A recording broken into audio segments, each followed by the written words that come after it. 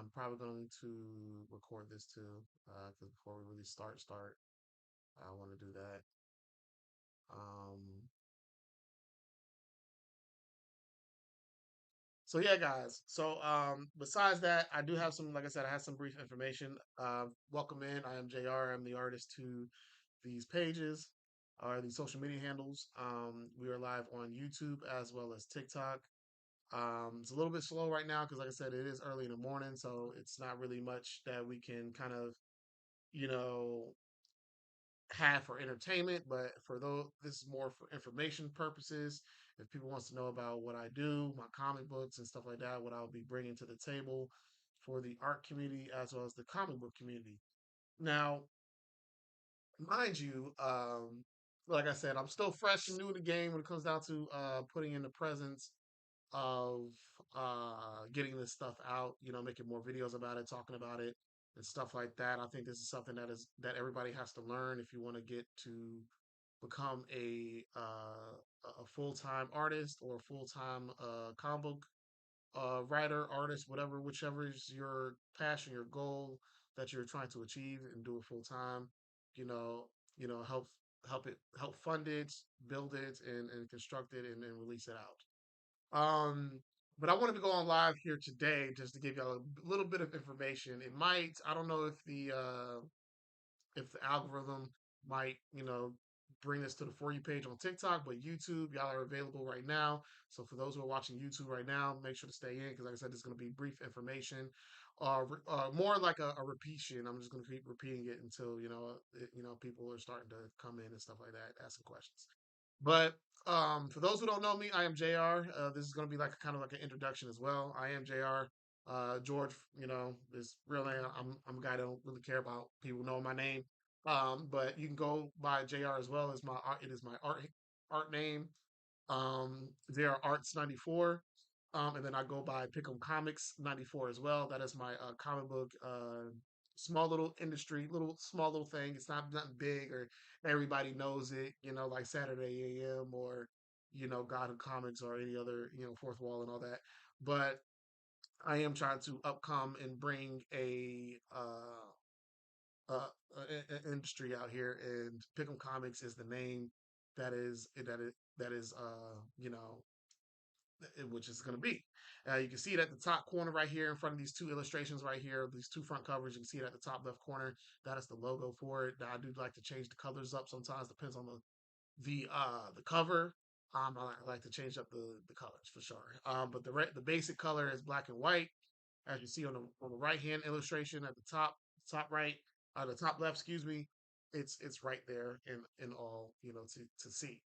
Um, but yeah, like I said, other than that though, these are the stories that I will be working on now. Earthly Ton of Heroes Gaia, Earthly Ton of Heroes Origins Gaia, that you see on the left hand side. Now that is the main continuity story to Earthly Ton of Heroes. Like this is where it starts it all off.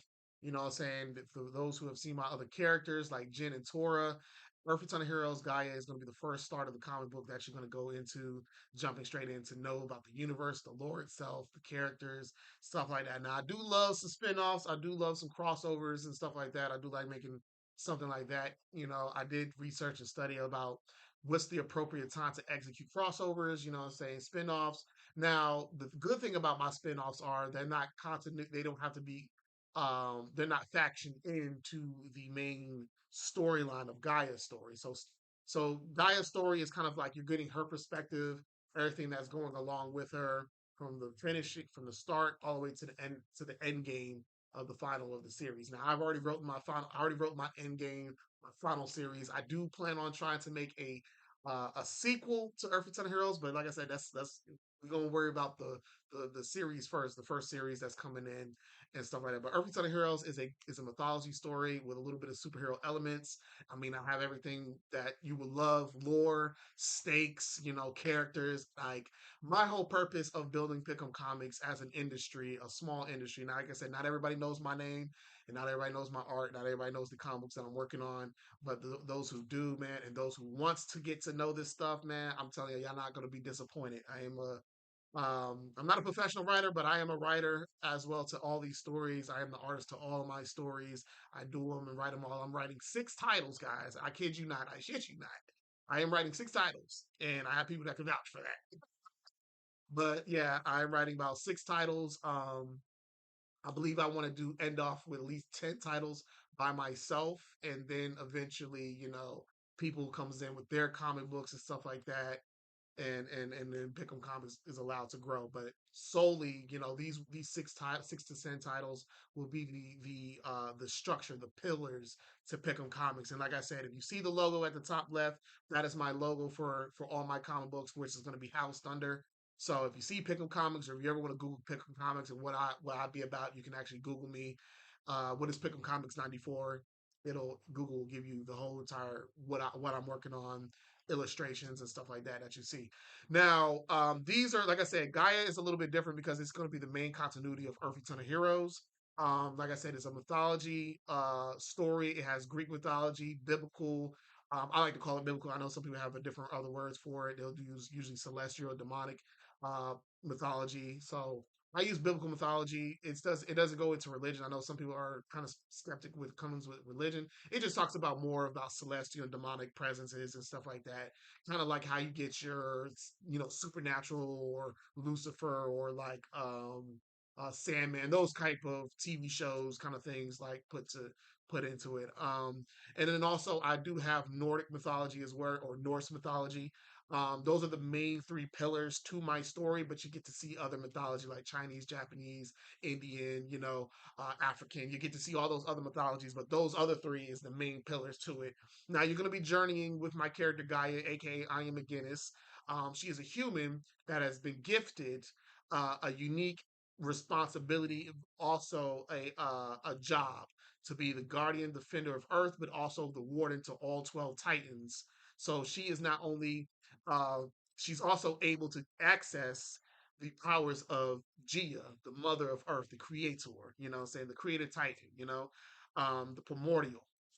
And so she is gifted with this specific particular task to not only uh, uh, fend off evildoers or any evil that comes to Earth, but also the inhabitants from the Titans themselves, because they want to also rule the Earth as well. They still go on to their plan, as we see, as y'all know in Greek mythology history. They want to overthrow Olympus, take out Zeus. Same thing. I still do have in my story is the question that some people always ask: is it connected to the folklore or legends of the stories that we do know?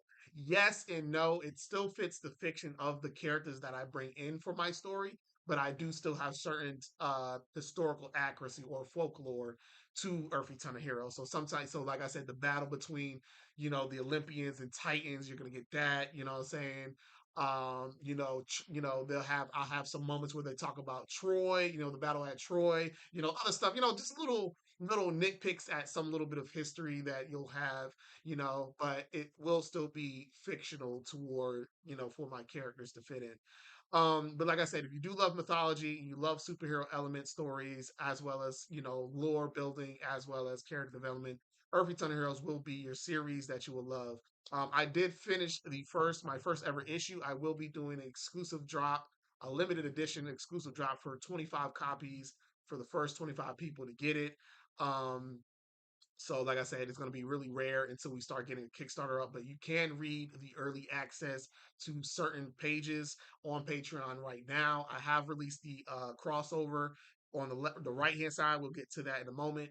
But like I said, there's a lot of spinoffs that I will be working on, and a lot of comic books that I'll be working on. I can't tell. I will be telling you the exclusive comic books that's only going to be on my Patreon, and the ones that are going to be made physically. And you can see the earlier access for the page, some of the pages for the ones that are going to be physically made, right?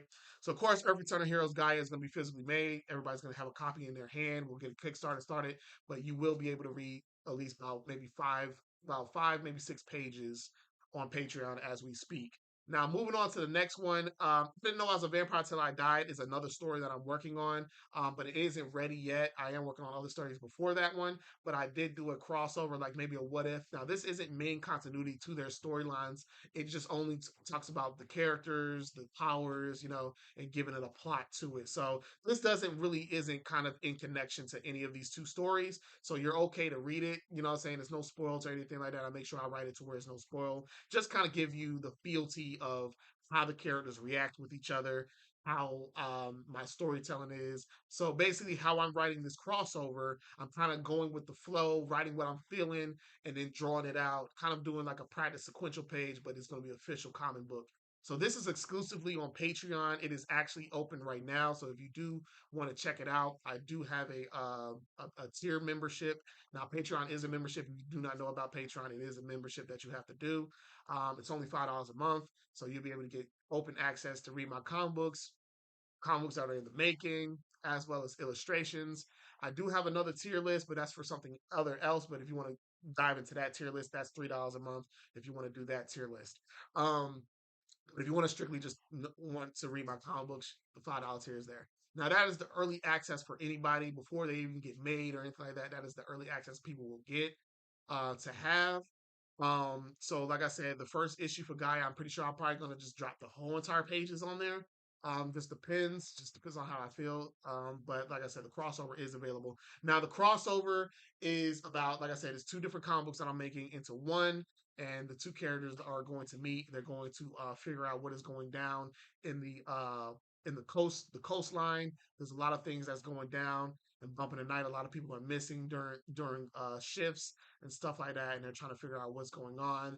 And then happened to Gaia and Talia here. Talia's on the right hand side, and Gaia's on the left hand side. Those are the two characters that's going to be the main protagonists of the story, and they're trying to investigate and see why these people are missing from this particular location, especially the coastlines and piers and docks and stuff like that. And so they happen to find out they ran into vampire den or vampire operation, and now they're trying to find out who is in charge of it and what are their goals, what are they looking for, and why the coastlines. So that is what's going to be in the crossover. Hell's Angels is another story that is part of the Earthly Son of Heroes lore as well. It deals with the celestial demonic lore to my comic book. So if you want to get more deep into that into that realm, that's where that is. It's going to be an exclusive Patreon comic book as well. So I mean, it's like once you be a member to it, you get to read issues one until the issue's already done. Now, if people wants to get a physical issue for it, we'll think about it or whatever like that. But um, that Hell's Angels, this crossover on the right hand side that you see will be on Patreon available. Now Hell's Angels isn't ready yet, but I already have it scripted. It's already written, characters already drawn up. All we gotta do is just make the book. You feel me? Panel it out and all that. So, chef kiss. I told you, I'm working. I'm cooking, guys. You just gotta trust in me. If you new here, you just gotta trust in me that I'm gonna give you great stories, and I will. Because, like I said, I make movies. Okay, I don't make books. I make movies, just I guess, in book form. But anyway, though, like I said, that is just a little introduction that I wanted to give y'all real quick before we get really deep dive into stuff. But like I said, if you do love mythology is one of my favorite things that I love to explore when it comes to my comic books. Each of my stories come in different genres. So if you are wanting to invest in Pick'em Comics and help me make these books, because like I said, you're investing in me to do these books full time. So when you're investing your money into it, I make sure y'all get the great stories, great characters, great character arcs. You know what I'm saying? Because like I said, I got like 4 spinoffs that I'm working on in the making. I already have one that's official that is actually a main comic book character to Earthly Ton of Heroes, which is Tora. She's the Norse mythology version of explaining, the lore of Earthly Ton of Heroes, or EEH for short, if you want to acronym it. Um, she has 11 issues. She's a one-shot story before she gets back into the main continuity of Gaia. So Tora will be in Gaia, but in a later arc. But at least that you'll be able to absorb her spinoff for 11 issues. Like I'm telling you, I got from issue 1 to where she starts out at, and then issue 11 where how she became where she became at, and how her and Gaia will be eventually meet. I am working on a sci-fi solo action adventure story called Space Travel. I will change the name eventually because Space Travel is a little too straightforward when it comes down to trying to get it copyrighted. But Space Travel is a sci-fi solo action adventure story. So if you ever want to love, if you want to invest into that story, like I said, I am actually going to be I'm actually starting to draw that right now as we speak. Just from nailing it in rough sketching the panels and all that in there right now. So, but be on the lookout for that because I am making that as well. So the books that I want to tell y'all right now, I don't want to spoil y'all with too much information because I am a spoiler to my own shit sometimes. I like to give y'all all the goodies. But like I said, I mean I am a one guy, one mission kind of thing. So like I have no team behind me doing these stuff. I have no team writing it, writing the scripts, writing the stories, creating the character designs, the books, cover art. I'm doing all that in one. I don't know how I do it. People are asking me, JR, how are you doing that? Not only one book, but like to 3 to 5 to 6. I'll be like, it's a method to my madness, okay? But it's achievable. I never heard anybody known to man in comic book community that has worked on 6 titles by themselves, written it, scripted, character designed drew it, drew the cover art, not only one cover art, but multitude, because I love cover art. I love drawing more than one variant cover, but different variant covers for each issue. Like, I'm doing it all, baby. I kid you not, I don't want to toot my own horn, but like, I'm making sure I let y'all know I'm doing the work, so y'all won't. So when y'all money is getting, your money is being well put at, is well in its place to where like, hey, yo, I know you good for it. So that's what I want people to see my art as. Like, JR, I know you're good for it because the work you be doing is so vast. I don't know how you can do it. So I really do appreciate people who gives me these words. Like I said, this is not just me saying it. This is what I be hearing people that encourage me to keep going, keep grinding. Because like I said, I do be hitting some rough spots here and there. You know what I'm saying? Trying to get it out, trying to market it myself. It does kind of hit hard because a lot of people don't know you. They don't know my work. They don't know what I'm trying to do.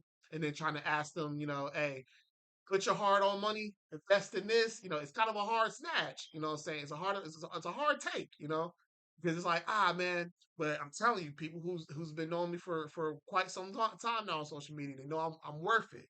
You know what I'm saying? I'm worth the effort. So I'm telling you, when you put your money into what we're doing at Pick'em Comics, I'm telling you, y'all gonna be set. Don't y'all gonna be set, all right? Not only the books, I also do marketing as well. I am working on doing marketing for myself, like posters, canvases, stickers, bookmarks, and I'm talking like bookmarks for every book. Like I already made a bookmark for it actually for Every Ton of Heroes Origin. Like I made like a whole entire bookmark for that. But Space Travel is gonna have their own bookmark. Hell's Angels is gonna have their own. Like I'm talking like yeah, I'm getting all that. You know what I'm saying? So I'm working on a lot. A lot of people wants me to push and move and be like, hey, why isn't this stuff out yet and everything like that. And I'm telling them I'm working at a certain pace. So when I do get in there, I could do it straight full time once I get in there. Like everybody knows what I'm doing. They want to invest in it. That's where I'm trying to get to. So it's kind of hard right now because like how social media right now is, and of course the economy right now is it's a dividend point right now. So comic books isn't on everybody's mind, but I'm telling you, everybody needs entertainment right now. It's at that time, right? We need to get out that, stressful moment. We just need something to read. We just need something just to entertain us and keep us, thriving. So I think if y'all invest in Pick'em Comics, y'all join the Patreon. It'll get you off the real world right for a second and get you onto on my comic books. I'm telling you, I ain't gonna let y'all sleep on it. All right, I'm gonna let y'all be like, when's the next issue coming out? And I'll be like, bet I'm on it. Okay. But here's the thing is how I'm doing these comic books is like Gaia issue 1 is ready. Right here on the left hand side, this is ready. This crossover on the right hand side, it's ready too, but you're getting it in daily dosages because I don't want to overwork myself. So you're getting like 4 pages here. So you get the 4 pages dialogue. So like I said, this is out already. Into the Den part 1 is already out for the 4 pages. And then, like I said, once people start coming in, we'll start working more on that. But issue one for Gaia, it is on right now. I will be printing a limited edition 25. I already have my brother-in-law. He already getting two copies. He want one uh in a glass case. He want me to sign it, and then so the people who are getting the 25 copies, I'll probably sell it for a certain price, get it hand signed, and then I want to do something special with it too. But you're gonna get it hand signed and stuff like that, and then like whoever gets the 25 issues, it's exclusively for them people. So you'll get the first 25 first drop. So whoever gets those, like once we get the Kickstarter started, everybody else is getting getting the books and stuff like that. But the people who got the 25, the first 20, like who don't want that? That's a collector's dream. If like I said, if Pickle Comics get out there, which I will make sure we get out there. But when these books start getting out there, they start getting popularity. Like I said, I ain't gonna toot my own horn. I'm gonna tell y'all, I'm gonna give y'all some good stories. I'm a guy that loves movies. I grew up with movies, right? So I know what's good. I know what's bad. I know what's ugly. And sometimes, like I said, I love Marvel. I take the good, the bad, and the ugly for what they create. And it gets me to know what to do to make a successful book. So I tell y'all, I'm getting that. Because I've been wanting to make a graphic novel for the longest. Make it. For a guy that's making 6 titles, I'm telling you, when I be hearing people that just saying they just trying to make one book, make it. Make it. Just make it, because I'm telling you, I'm telling y'all, I am making. As I said, space travel, Earth Return Heroes, Gaia, this crossover, Hell's Angels. That's 4 titles already that I already know that I'm solidifying in. And then of course Tora, the spinoff series Tora, she already has 11 issues already written down and scripted. I gotta just draw it. So that's 5 titles. That's 5 titles I'm actually working on. So and the beautiful thing about these spinoffs is they don't have to. I don't have to be like y'all. Don't have to be like y'all. Y'all question would be like, yo, Jr. Wouldn't it be best if you start Gaia's story first, then do the spinoff? Yeah, that's the beautiful part about it. I wrote it to where like it has nothing to do with Gaia's story, so it doesn't intervene with what her progression is. Tora's story is off by how she becomes a hero and how she is using her abilities and how to be a queen of Asgard because Tora is the daughter to Thor and Lady Sif. So she has her siblings, Magni and Modi and Thrud. I kept that continuity to the actual folklore to Norse mythology, but she is the fictional part of the family. So she's the character that gets branched in, and so on and so forth. Now she tries to becomes the queen of Asgard, but a certain incident happened where Faith intervened, and she gets robbed of her spirit, as well as she has been closed off to the gates of Valhalla. And the Valhalla is very important to Norse mythology. Once you're closed off, it's like that's it. It's like there's no hope for you, right? So her is already predestined. You already said that she will not be accepted to join her ancestors and her family, for thus if they shall perish. So it's already so now she has to prove herself. So that is a whole spin-off story of her proving herself that she is worthy of being the queen. She will never be doubted, and that she knows how to be capable in combat as well. So that's why that's a story for that. Is I don't know where to start, to be honest. All I got is my S24 Ultra. How I started, I started drawing the characters first. My bad, we're going off topic, but I want to go ahead and answer your question. You know what I'm saying? I think this is really good. I think you should start this. How I started was draw my characters first. Now, some people start with story. I always say you can start with a story first, or you can start with your characters first. I did characters first. I wanted a visual. You know what I'm saying? I'm more of a visual learner. I can't just think of a character and then write it down. And I have a half the character there. So I drew him out. I drew Guy out. Now she didn't look how she looked like this in the right hand side. So she's the one on the left with the big stone hand. That's Gaia. That's our main character we're gonna be running with in the first issue. But mind you, she didn't look like this. But I started with her first. Then I started, like I said, I grew up with watching film. I love film. You know what I'm saying? Different types of film, whatever like that. I'm no biased to it. I love watching anything that I have. But I absorb that. I don't like I said, I don't some people watch movies for entertainment, some people watch it to learn it or to absorb it. You know what I'm saying? I do all three. You feel me? So what I take from movies and I put it to my thing, I know how to do a, you know how you always say you can project a film or a movie in your brain and kind of go bar for bar with it. That's what I did. I just kept writing it down, wrote it down, make sure everything connected one by one. What characters I wanted to bring in. If I couldn't get the character's face, I'll go ahead and do a quick sketch of them and stuff like that. And then further in the future, I'll draw them how they're going to look officially. But I'll just sketch them out real quick, get a personality for them. You know what I'm saying? If they have a certain personality, or if I wanted to have like a person, like a family member or whatever, like, oh, I love my sister so much. I wanted a little bit of her personality in this character. You know what I'm saying? So that's what I did. That's what helped aid to build a character too. So that's how I did it. I just did that, wrote it, just wrote as much as I can. I'm not writing a novel or nothing like that. I just wrote a story based, kind of like just writing whatever like that. I don't care if the grammar is fucked up or nothing like that. I just write it, boom, boom, boom, boom, boom. Make sure it makes sense. You know what I'm saying? Probably change up a little bit of stuff here and there. Then I scripted. I scripted after that with the help of Copilot, of course, because like I said, I got to do a little use certain tools to help me out to solidify, it being done faster. So I use Copilot on Microsoft Word to help me build a script that actually helped me out tons and tons, just faster. So now, once I got the script and stuff, then I draw the pages, and then that's it. Literally, that's it. Either you create your character first, or you do the story first. Write as much as you can. Don't force yourself. If you feel like you just like everything running on empty, you're like, I don't know what's gonna happen next. Boom, bet. Come another day, because something might inspire you the next day to be like, ooh, this could be a good part to put in. Then always make notes on the side besides your story. That's what I did. I either wrote a data book or a lore book or notes. I did all three. Fuck it. Just do all three. You know what I'm saying? I did a data book because you can sell a data book. People love buying data books. So I did a data book. I did a lore book to give about what's going to be like particular items or equipment or powers or certain power scales inside my book. Make a lore book. I did that. Of course, of course, with a data book, their name, birthday, sex, gender, blah, blah, blah, their powers, maybe some speeches that they do or certain quotes that they do. I did all that. That's how I did it. Like I said, for the data book, of course, for the lore book, blah, blah, blah, what's going to be in it, what creatures or whatever like that.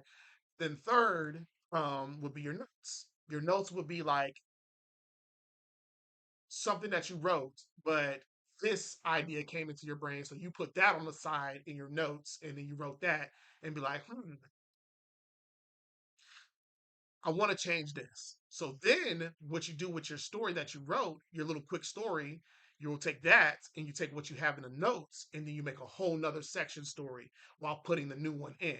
So usually what I do is I rewrite it again while adding the new stuff that I wanted to change. I mean, it's another extra step. I mean, but if you want your stuff to be solidified and by the book, in line with your storytelling, I think it's worth the extra time to do. You know what I'm saying? It's an extra step, but I think it's worth it. You know what I'm saying? Some people, they'll just write the story and work on it as they go. But how I do it, I just write the story, get as much as I can out my brain.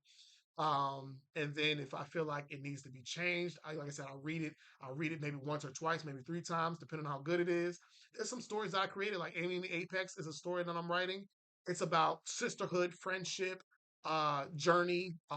Definitely music is one of the main elements to the story. So it's like a music kind of comic book. Kind of like mixed with the Warriors. I don't know, some of y'all watched the Warriors before or played the video game or have just played any game that has like gangsters, and everybody has a crew, with them. It's kind of like that, battle of the bands type of situation. So in the story, they go through different towns doing different gigs, and they try to be the best of the best because one of the best things in their universe is music is one of the key pillars to the world. So if you're a legend in that, you are set for life. Your family's set, you're set, everybody knows your name, you become a legend. So Amy has to build her crew, which she does get a crew. And so now they're doing gigs, they're doing rivalry things. Sometimes they'll fight using music. The judges will be the crowd. The more amped the crowd is, the more their chances of winning. So it's like I have a scene where it's not a spoiler or nothing like that. I did tell people about one of the episodes. But it's not written yet. But I did have one where um but in the lore of the world, some humans have been turned into their animal traits. So Amy turned into a orca whale. So she's an apex predator, hence the name of the comic book. One of her friends actually turns into people that despise them. She got a demonic looking presence. So her body looks demon looking.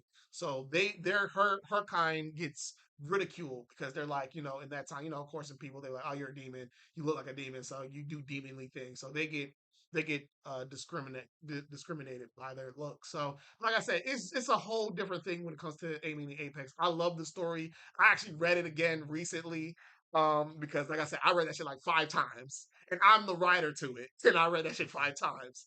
It was just, and I read it to somebody. Read it to somebody else too because they wanted to read. They wanted me to read one of my comic books, and I said, "Bet I'll give you Amy and the Apex, even though it's not ready yet." And it's far from ever getting made. But like I'm telling you guys, I read that shit 5 times and I love it. I love that story. It made me almost think about creating it at first, because how much I love the story. I haven't scripted it yet, but it was just like, oh my gosh, it was so amazing, man. Like I didn't, because like I'm still debating, am I a good writer? You know what I'm saying? Am I a good writer? I don't know. But a few people that I select that reads it or I read it to them, they loved it. They were like, bro, like no notes. I loved it. You know what I'm saying? And I really do appreciate that. I'm a good, decent writer to get a story and solidify. Like I said, I have reviews, guys. It may not be like website reviews, but I did have reviews on my storytelling, and people love it. People love it. That's what I say. So when you put your money in this stuff, I'm telling y'all guys, I will not make sure. I would make sure it would not go to waste, guys. I'm telling you. So right now, it's just that's what I'm trying to get the funding up to do this full time, and that's the goal. Full time artist, full time storyteller, full time comic book artist. Um, I will still be doing commissions. I have an online store available right now. I still do sell fan art here and there. So like I said, man, I still do that on the side while as managing all these comic books. So um, it's possible, guys. Like, it's some people are always wondering, like, yo, bro, why are you so underrated? Why aren't you getting paid for this shit yet? I'll be like, I might not be trying too hard. I might not be trying too hard in a public viewing perspective. So I'm doing the work. I'm making these comic books. I'm making fan art. I'm making stuff for my online shop. I'm doing stuff for my Patreon. I'm doing everything that any creator or an artist should be doing for a full time.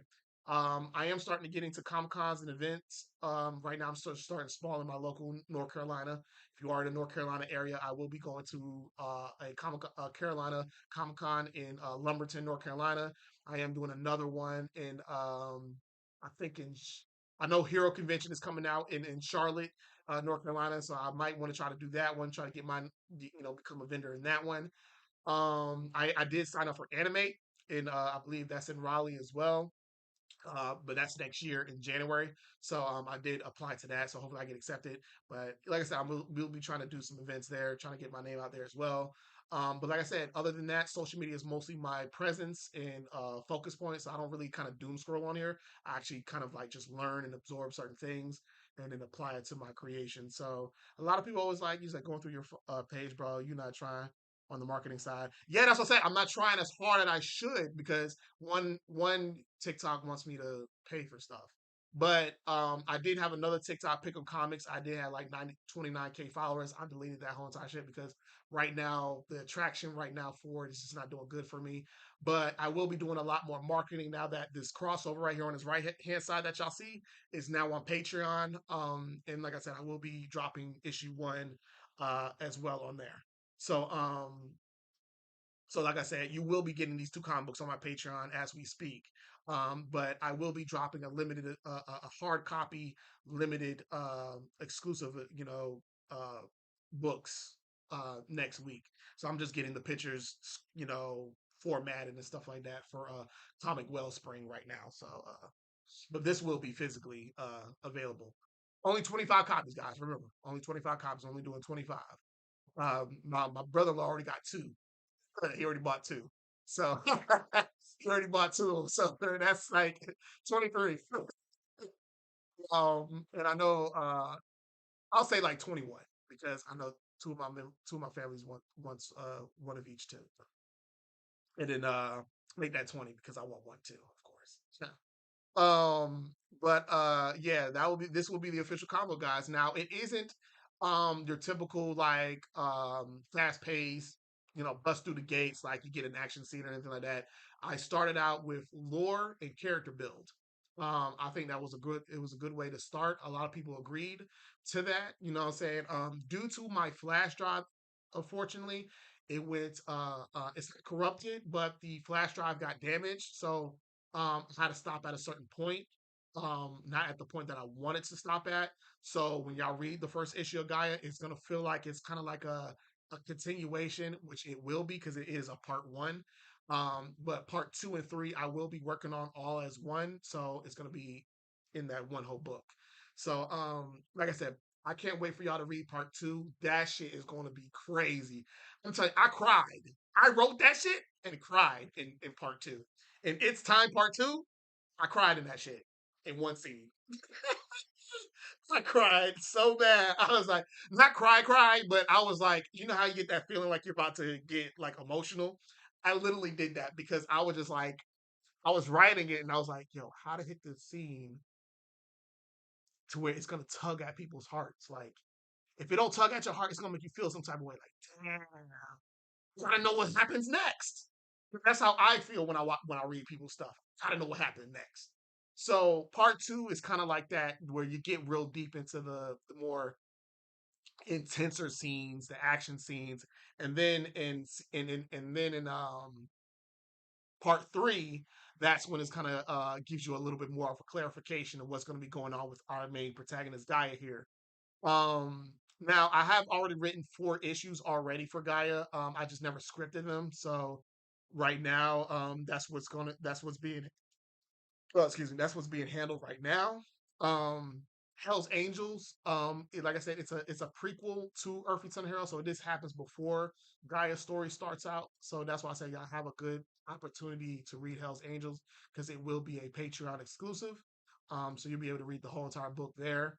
Crossover, like I said, I'm just doing a daily dosage. Now there is another story that I would be working on, which is called Chibi's Aphrodite and Buddha.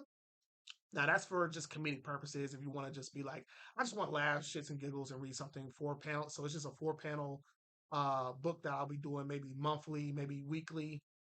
Depends on how busy I am. I probably might do it monthly, but I will be dropping those 4 little pages. You get a little storytelling about now what is it about Earth, Aphrodite and Buddha.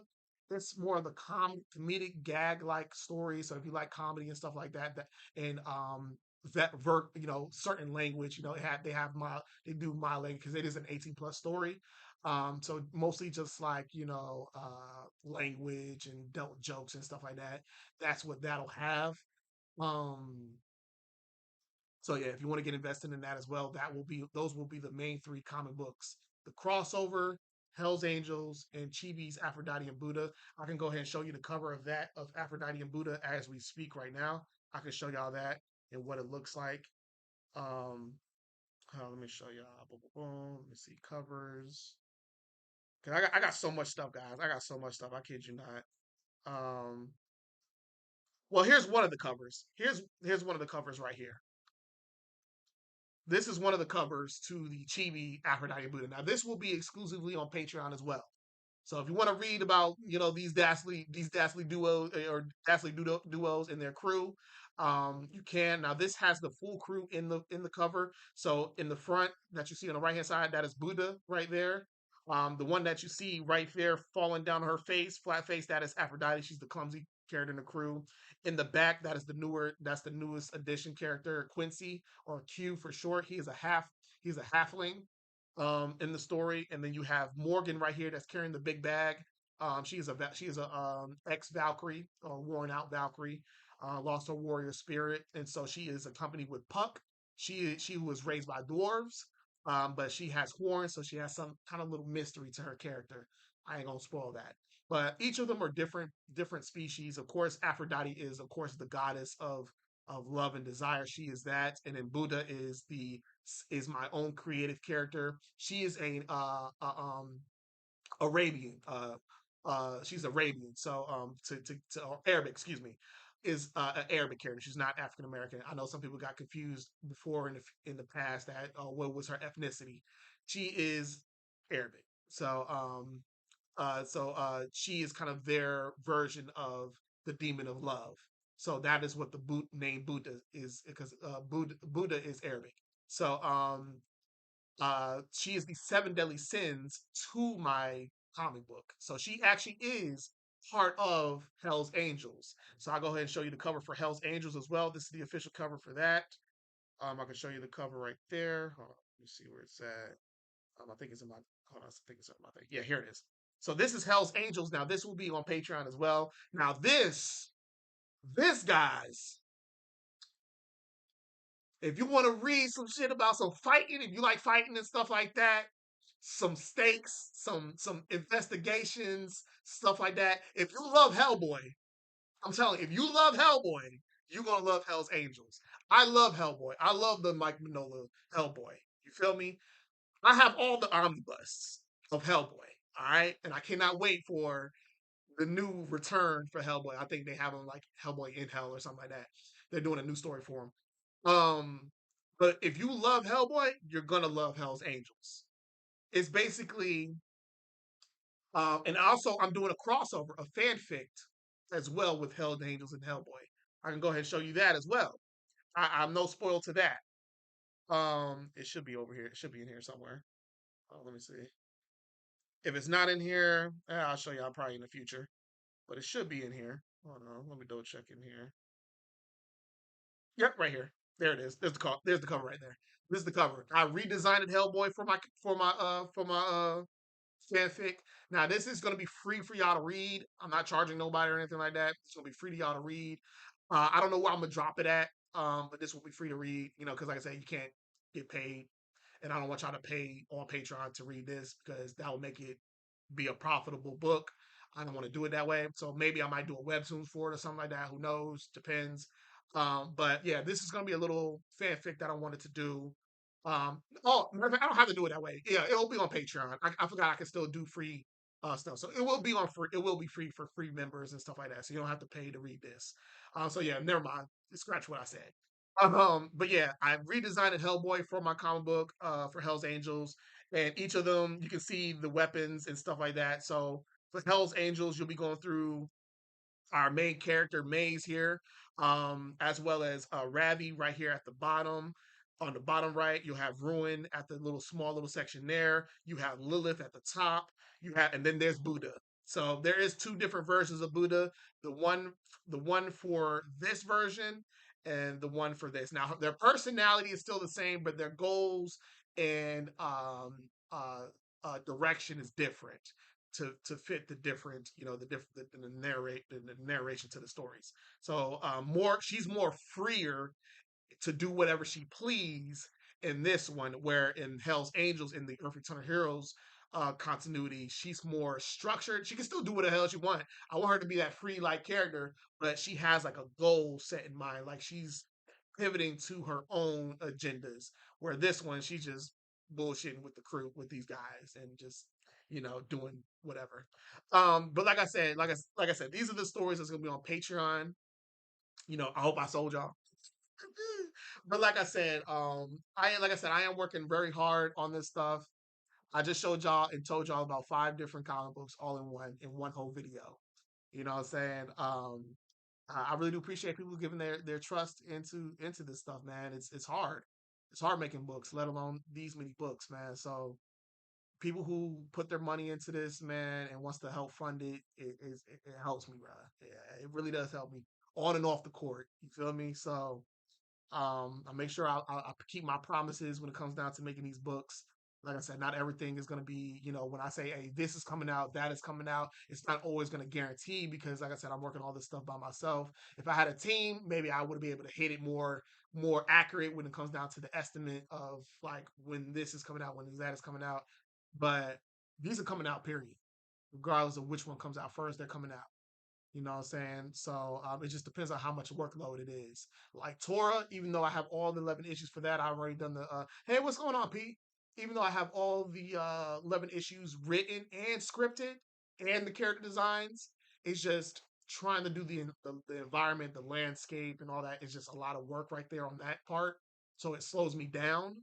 Because like I said, I may draw them all this stuff, but drawing a background and stuff like that is very hard and very time consuming. If I did pay an artist, it would mostly be for that, and I could draw everything else. But I would definitely pay another artist just to do backgrounds and stuff for me because there's just so much to do with that. And like I said, but there's a certain style I'm looking for because I don't want it to be too serious, but I don't want it to be too cartoonish at the same time. I wanted to fit it to where my style is. So if anybody has a style that fits like these characters, like around that, and they could be like, I could manage an environment and try to fit it to where it matches that. If I could find an artist that can do that, are we in the money? They're gonna be my official artist for my covers. I mean not my covers, but my what you call it, because I love doing covers. I love doing cover art. I still, even though I'll be working on these comic books, if people wants to do their own manga or their comic books, yo, don't hesitate to be like, hey, yo, Jr. You doing cover art? I am a cover art artist. Okay, I love doing covers. So or poster art. If you want to just do like a movie poster art type of thing for your books, I do those too. I love doing movie posters, and cover art is one of my biggest things I love to do for my characters and for my stories. And so I definitely would push that out for people to know. Like, hey, if you got a movie poster idea that you want, I can do it. If you have a comic book variant that you want to, have, I can do it. What I'm saying? Just give me a good descriptive detail of how you want the characters to be. I got you. But usually if you have something where a character is in an environment, I'll try my best to do landscape. I'll try to do my best. I'll try to do my best. But yeah, guys, like I said, everything's on Patreon right now, guys. Everything is on Patreon.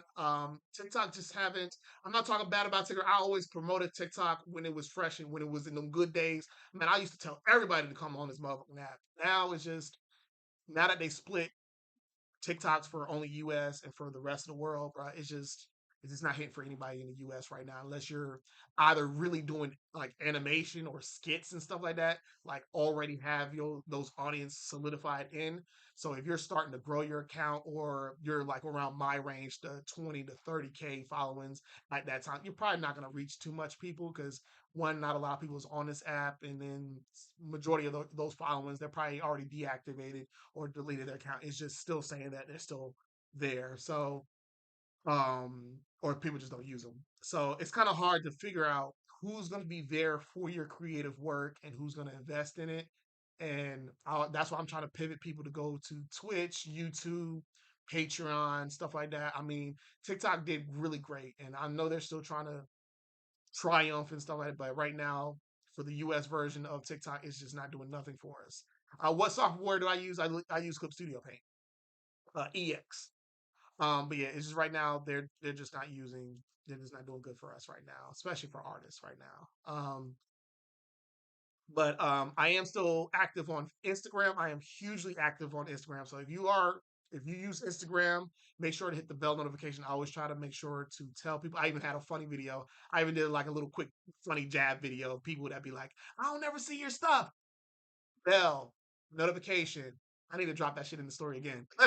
But dead ass, like people have to start utilizing the bell button. And I always tell this as not only to me, to y'all, but also as advice to y'all as well. For those who are trying to do this for a living, make sure to tell your followers to hit the bell notification. Hit post all so they can see everything that you drop. No matter if you were gone for a week or a month, they'll always still see your stuff because it will always regurgitate it through the through through the for you page, as well as the ads if you do ads. Um, but yeah, that's where I'm going to be mostly be at now that April 10th passed. I just wanted to come on here. I'll only be on here for streaming, maybe drop some fan art here and there, but that's mostly it. Um, I'll mostly stream to market myself and talk about this stuff or whatever like that. And I do record myself, so I am recording right now as we speak. We are live on YouTube as well. So what we are talking about right now will be on YouTube as we speak. Um, But yeah, like I said, guys, man, I appreciate y'all so much. I mean, I'm not getting off right now though, but it sounded like I was. But yeah, I do really appreciate y'all investing in this work, man, putting the money into this stuff. If y'all don't have it, I always tell people if you don't have the money, you can always share this stuff, this information. Give it to people that wants to see new stories, new different protagonists and stuff like that. All my characters are female protagonists. For those who are kind of like, you don't have. I noticed that you're telling all these stories, but they don't have no males, and they do have male characters. I make sure I do really great with my male characters. Hit them where they're great. That's one of my biggest things when it comes to Pick'em comics is making great lore, making good character development, making good character stories, or yeah, character stories and also plot stories too. That's the main pinnacle. So if I ever brought people in to bring their stories in, those are my biggest concerns. I'm looking at it. I don't care how your art look; it can always improve. Shit, sometimes you can be like, "Yo, Jr. I could not be busy and can help you make an issue." You feel me? You know what I'm saying? Or we get people to work on the project. We're a team. You feel me? So, in the future, like I said, I would love people to bring their stories in because, like I said, my motto is make stories endless. I do have a new model now. Hold on. I did make a new model, guys. I will be making a template for it. Me and my sister was talking. She'll probably be my manager in the future, but I'll probably get a newer manager. But she's managing some of the stuff. So my slogan to pick them all to pick them comics is pick them all, read them all, learn it all, know it all. I like you can't tell me that ain't marketable. Thought of that shit, and I was like, put that on a shirt, like straight down, like it's like it just straight down. It has the P, it has the pick 'em right there in the corner, and then it just says it straight down with an across. Like, like, yo, I told you, like, I'll be in the marketing, but I don't be in the marketing. The issue about why some of y'all don't know about my stuff is because I don't make videos of myself talking about this stuff. I usually just do time lapses. I'll probably like edit a video promoting it, but me physically like talking as we are on stream, that's why I said I need to start recording this stuff because this could be good. But I like to drone on a little bit. I like to yap. I like to, have a good discussion, get real deep, as well as giving y'all information. That's just me. That's why I don't do it because I'll go off the rails talking. You know what I'm saying? I just love it. It's great just talking about this stuff because it's your life, man. It's your passion. That's what I said. If anybody talks like this, yo, that's someone you got to have on your side because they not just talking, they about to make moves. So I just want people to be right next to me while we make these moves. Like I said, I have three incredible mutuals. One of them is right now watching the live right now. P, say hello. I mean, she said hi already in the chat, but say hello to everybody. But she has a character, if I'm not mistaken, Elaine, right? Unfortunately, we were doing her character, but like I said, my flash drive kind of went. It's not registering to my laptop. So it's not saying that it's there, even though I plug it in. So I have to get that fixed. So the shop that I was going to get it fixed this weekend, but they're closed Saturday and Sunday, so I got to go Monday morning and get it fixed. But yeah, guys, uh, for her character, she's going to be in the crossover. I didn't tell her that. I ain't tell her that shit. I ain't tell her that. Her character is actually one of the main characters to the plot of the crossover. Because I was like, damn, I need something. I need something to work with, a story, a plot line. So her character is a vampire and a mermaid. So I said, oh, hence the synopsis of what I just gave y'all just recently for the crossover. Hold on, where's it at? Hold on, where's it at? Let me show y'all the crossover real quick. The crossover. Now she's not in the front cover, of course, but I made her be one of the main characters because she support me. Hey, what's going on with you over there on YouTube? How's it going? How's it going? Appreciate you for joining in the chat. Chat it up.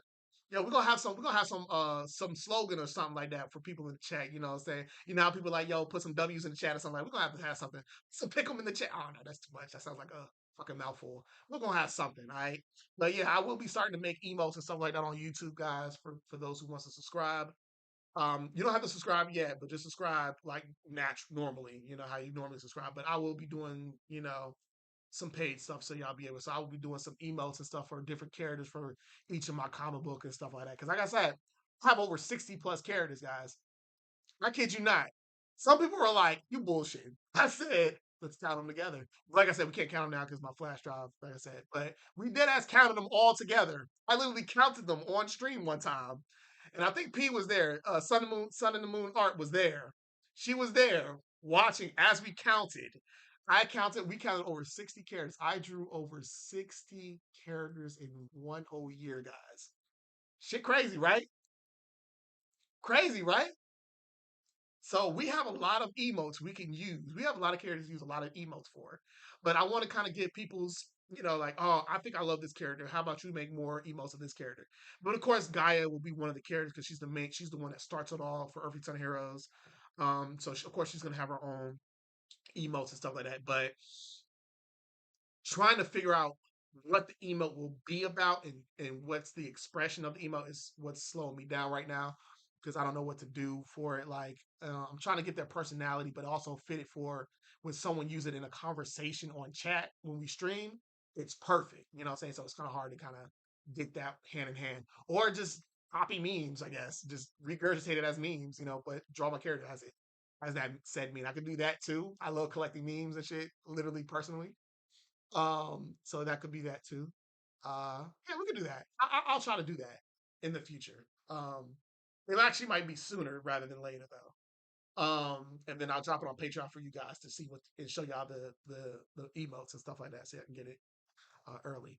Um, but yeah, the but P the synopsis to this story is that Gaia and Talia, right? These two characters in front of us, people has been gone missing near the coastline, especially around shipping yards, anything that's just near the coastline, right? So now they're investigating and happen to find Minerva. This is the character in the background. Minerva is one of the main villains to Earth's. I didn't know I was a vampire till I died. She's one of the four vampire warlords. Um, She's a very most close villain. She has four villains. There's four warlords that Talia has to face, but she's the more connected to Talia's character. But she is one of the main villains to the story. P's character that we both collabed together and drew, she will be one of the characters that is kind of like a main character, but Talia and them are figuring out why the vampires and Minerva is so keen into the coastline. So that's when we see the character Elaine. She's a half vampire, half mermaid. So we're gonna get, where that's gonna get juicy at. So now we're gonna be going into the lore of how deep Earth Return of Heroes goes when it comes to supernatural. Now, I didn't know as a vampire until I died is the supernatural part of my franchise. So Earth Return of Heroes is more mythology, Greek, Nordic, biblical, Chinese, Japanese, it gets into that. But supernatural kind of separates the story from that as well in folklore. So, you said, what's those boxes behind you? Some sort of collectible toy? I said, toy? Those are my pop collections. And me and my girl about to get more. I'm waiting for her to text me back actually because we're supposed to actually go to a shop. So I'm actually might get more, you know what I'm saying? So yeah, man, I'm missing some though, but I love Fantastic Four. I grew up with watching Fantastic Four. We're missing Reed Richards. That's the only person I'm missing, and I think Herbie. But I got Doctor Doom, Human Torch, Invisible Girl, The Thing. My favorite character, The Thing. I got Shishomaru. I just got it because it was up for grabs. I love Team T, but unfortunately, I only have Donatello, which is my favorite turtle. Donatello, Leonardo, Casey Jones. I love Pennywise, so I got a Pennywise one. I'm not big on Boruto, but I did get Mitsuki, Boruto, Sarada. Sarada's my favorite. Inogen, Shikadai. I don't have Chocho though, or Choso, or how are they I forgot how you call it. I did have Kabuto. I did get Kabuto and Shishomaru. They had like a pre-order at GameStop, and that's how I got those two. But they're just like whatever. Like if once I get more, I'll probably put them away. Um, Lucario, Pokemon, favorite Pokemon ever. I'm gonna let you know, Lucario, Hitmonlee, Lugia, one of my favorite top three. Pokemon. I do got more. Totodile is one of my favorite. Is my favorite starter Pokemon, but Lucario is one of my favorite, my utmost favorite character. Um, Suyu from My Hero Academia. She's my favorite female character in the show. Kirishima is my favorite male character from My Hero Academia. Gara is my favorite Naruto character. You can't see him, but he's right there. And then me and him are both birthday bros. Me and him were both born on January 19th. So we're both Capricorn and birthday brothers. Tien Shinhan is actually my favorite Dragon Ball Z fighter character. I do have a favorite Dragon Ball Z character, but they're villains. I like Super Janemba and the Boo and the Majins. I love them. But out of the fighters, I do love Tien. And then I do the rest of the three at the bottom is Soul. Is the from the movie Pixar Soul.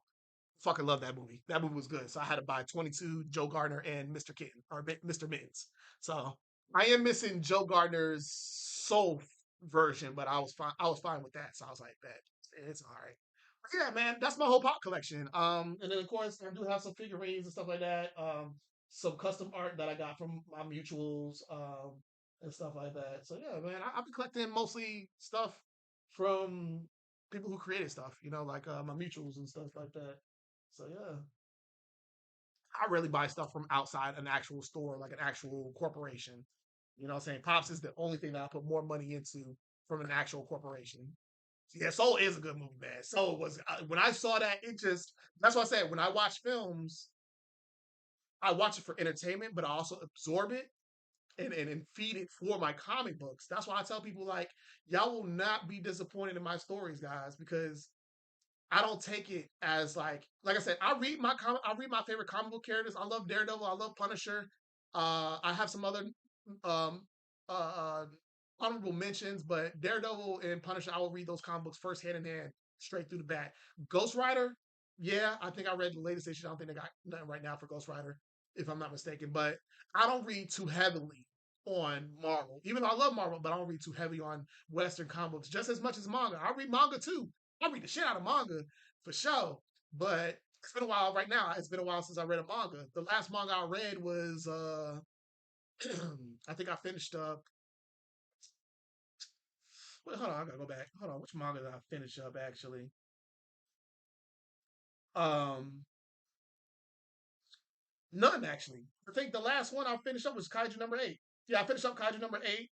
I still gotta finish Boruto Blue Vortex. I got Kaiju number 8. They have like a little spin-off, little relaxing manga for that. Um, I finished Dragon Ball Super, Boruto Next Generations. Dandadan, I'm on chapter 205. Black Clover, I'm at 380. I did finish up My Hero Academia. Jujutsu Kaisen, I'm at chapter 161. Hunter x Hunter, I was going to try to start that. I think I might as well just watch the show, but I think I'm more faster than just reading it. Dragon Ball Z, I am rereading Dragon Ball Z, so I'm at like chapter 63. Um, Bleach, chapter 9. One Piece, 388. That's where I left off with those. But but Kaiju number 8 was the last one that I read. I am starting back Chainsaw Man because I've been hearing about Chainsaw Man. Some people didn't like the ending or whatever like that. So that is what I probably might go back to and read. For Marvel, I'm reading the Ultimate Spider-Man when Peter is like 40 something years old or something like that. That is the one I am recently reading. I'm reading that one and as well as the Soul series to the Thing. So the Thing and the Ultimate Spider-Man, where he's 40 something years old, those are the two comic books right now as we speak that I'm reading. So I'm on issue 2 for the Thing, and then I'm on issue 4 for Ultimate Spider-Man, for his thing right there. For Daredevil, I'm reading that. I do love the Incredible Hulk. The Incredible Hulk series, I love. That's my favorite OG character I like to read, and he's main continuity. There's no different multiverse counterpart of him. Like you don't got to go through different damn books to know what's going on with the Hulk. You can literally start from the first time Hulk got created from where he's at now, and that's what I love. That's the same with Daredevil.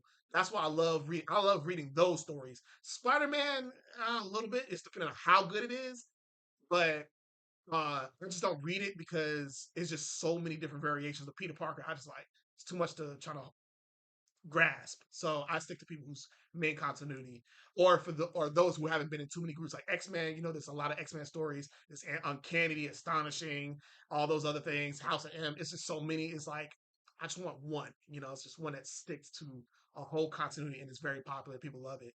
So, like I said, I am reading Hulk, the Incredible Hulk issue, the 2024 one, where they're doing like a supernatural kind of thing for the Hulk. The last one I read off is issue 18. I love Cosmic Ghost Rider. I read all Cosmic Ghost Rider. There's nothing. I don't think there's nothing more with him. Venom. I'm reading the 2019 issue run. Daredevil. I got to finish off the new run. But yeah, those are like I said. I read books, but I absorb it. I learn it. I learn what I've that I gain, and so when I make my stories, I'm telling y'all guys, y'all gonna love them. Y'all gonna love these stories. And if y'all don't, I'll be like, yo, I have this other story. You know what I'm saying? I always tell people if this isn't fit for you, I do have other different genres. I'm not working on just one book. I'm working on one book and another book that has two different genres. So one is a superhero mythology story. If you don't like that, you be like, I'm not into superhero mythology, stuff like that. Like, but sometimes people are into mythology. So they're like, I can swing away from the superhero, but and get with it because you have mythology in it. But it's a superhero element story, so there are people that would be considered superheroes in my story, and some that just aren't. They just got powers and stuff, and they just do their stuff. But it's more structured than that. So that's why I say it's a superhero element story. It has its thing. So Gaia does become like a sort of superhero to the people in the story, but she doesn't really have to be. You know what I'm saying? It's just that's what she wants to do. She wants to do good for the people of the world. You know, she wants to save people. So, you know, hand in hand, she becomes a hero. Um, but there are heroes. There are people that does the good deeds, but for their own reasons, either just to live or to, just do you know hero acts here or there. But they're not considered. They don't want to be considered heroes. Um, but like I said, you have that. You have I didn't know I was a vampire until I died. It's kind of like a nudge to isekai anime because my favorite anime is reincarnated as a slime and as well as Konosuba. I mean, both for two different stories. One's a more of a plot kind of story, and one's a gag anime. So with that, it's kind of like I love isekai. I really love those type of stories. Not every single story, but I do love where the love that I get from it. So yeah, Reincarnated Slime was my favorite. I wanted a nudge to it, so I didn't know I was a vampire until I died. When I came out with this title, people were like, "What?" I was like, "Yeah, I ain't fixing that shit. That's the title." They were like, "They were like, I'm curious," and I was like, "How you curious, brother, sister?" You know what I'm saying? They're like, "You either bit or you're born a vampire. How do you just become a vampire?" And then when I told them the synopsis, it's not she has not been transferred to another world and became a vampire. She literally is a vampire in the same universe, in the same timeline, world, whatever you want to call it. She's that. So it's like, okay, so it's still a nudge to isekai, but it's not at the same time. And I say, correct. So how did she become a vampire if she's not bitter born? I said, that's what you gotta find out in the story, because that's the whole premise, that's the whole point of the story. She has to find out how she became a vampire if she never because vampires are notable through like supernatural lore. Like everybody knows Frankenstein, Dracula, and all that other stuff. But is it real? Is the question to it, which is real in this universe but it's just so underground, saying in the shadow. So humanity doesn't really know about it like that. You know what I'm saying? Like how we work, like how it is for us in real life, where we make up vampire stories and stuff like that. But is it maybe possible that shit may be real, maybe real or not? It's kind of the same concept, but it actually is real in the story. But uh she is I do have black lead stories, of course. I know a lot of people are pro black when it comes down to a lot of stories. I'm not prone to it. You know what I'm saying? I love a lot of diversity in my story. But I do have some black lead roles. Um, these two being them, but Talia is full blooded African American. I can't tell y'all any more about that, but she is African American. Now Gaia here, she is African American and Native American, so he's actually mixed. I do have Talia, May Bird. She's the main protagonist in Space Travel. I'll go ahead and show you a cover for that as well. I'm no shy of showing y'all covers. Oh, and I'll show y'all this one too. Um, where's it at? Where's it at? Where's it at? Ah, here it is. There.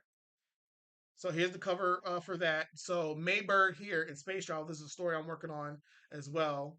Um, she is African American mixed with Brazilian, so her skin looks a little different, than a natural, like how Talia here.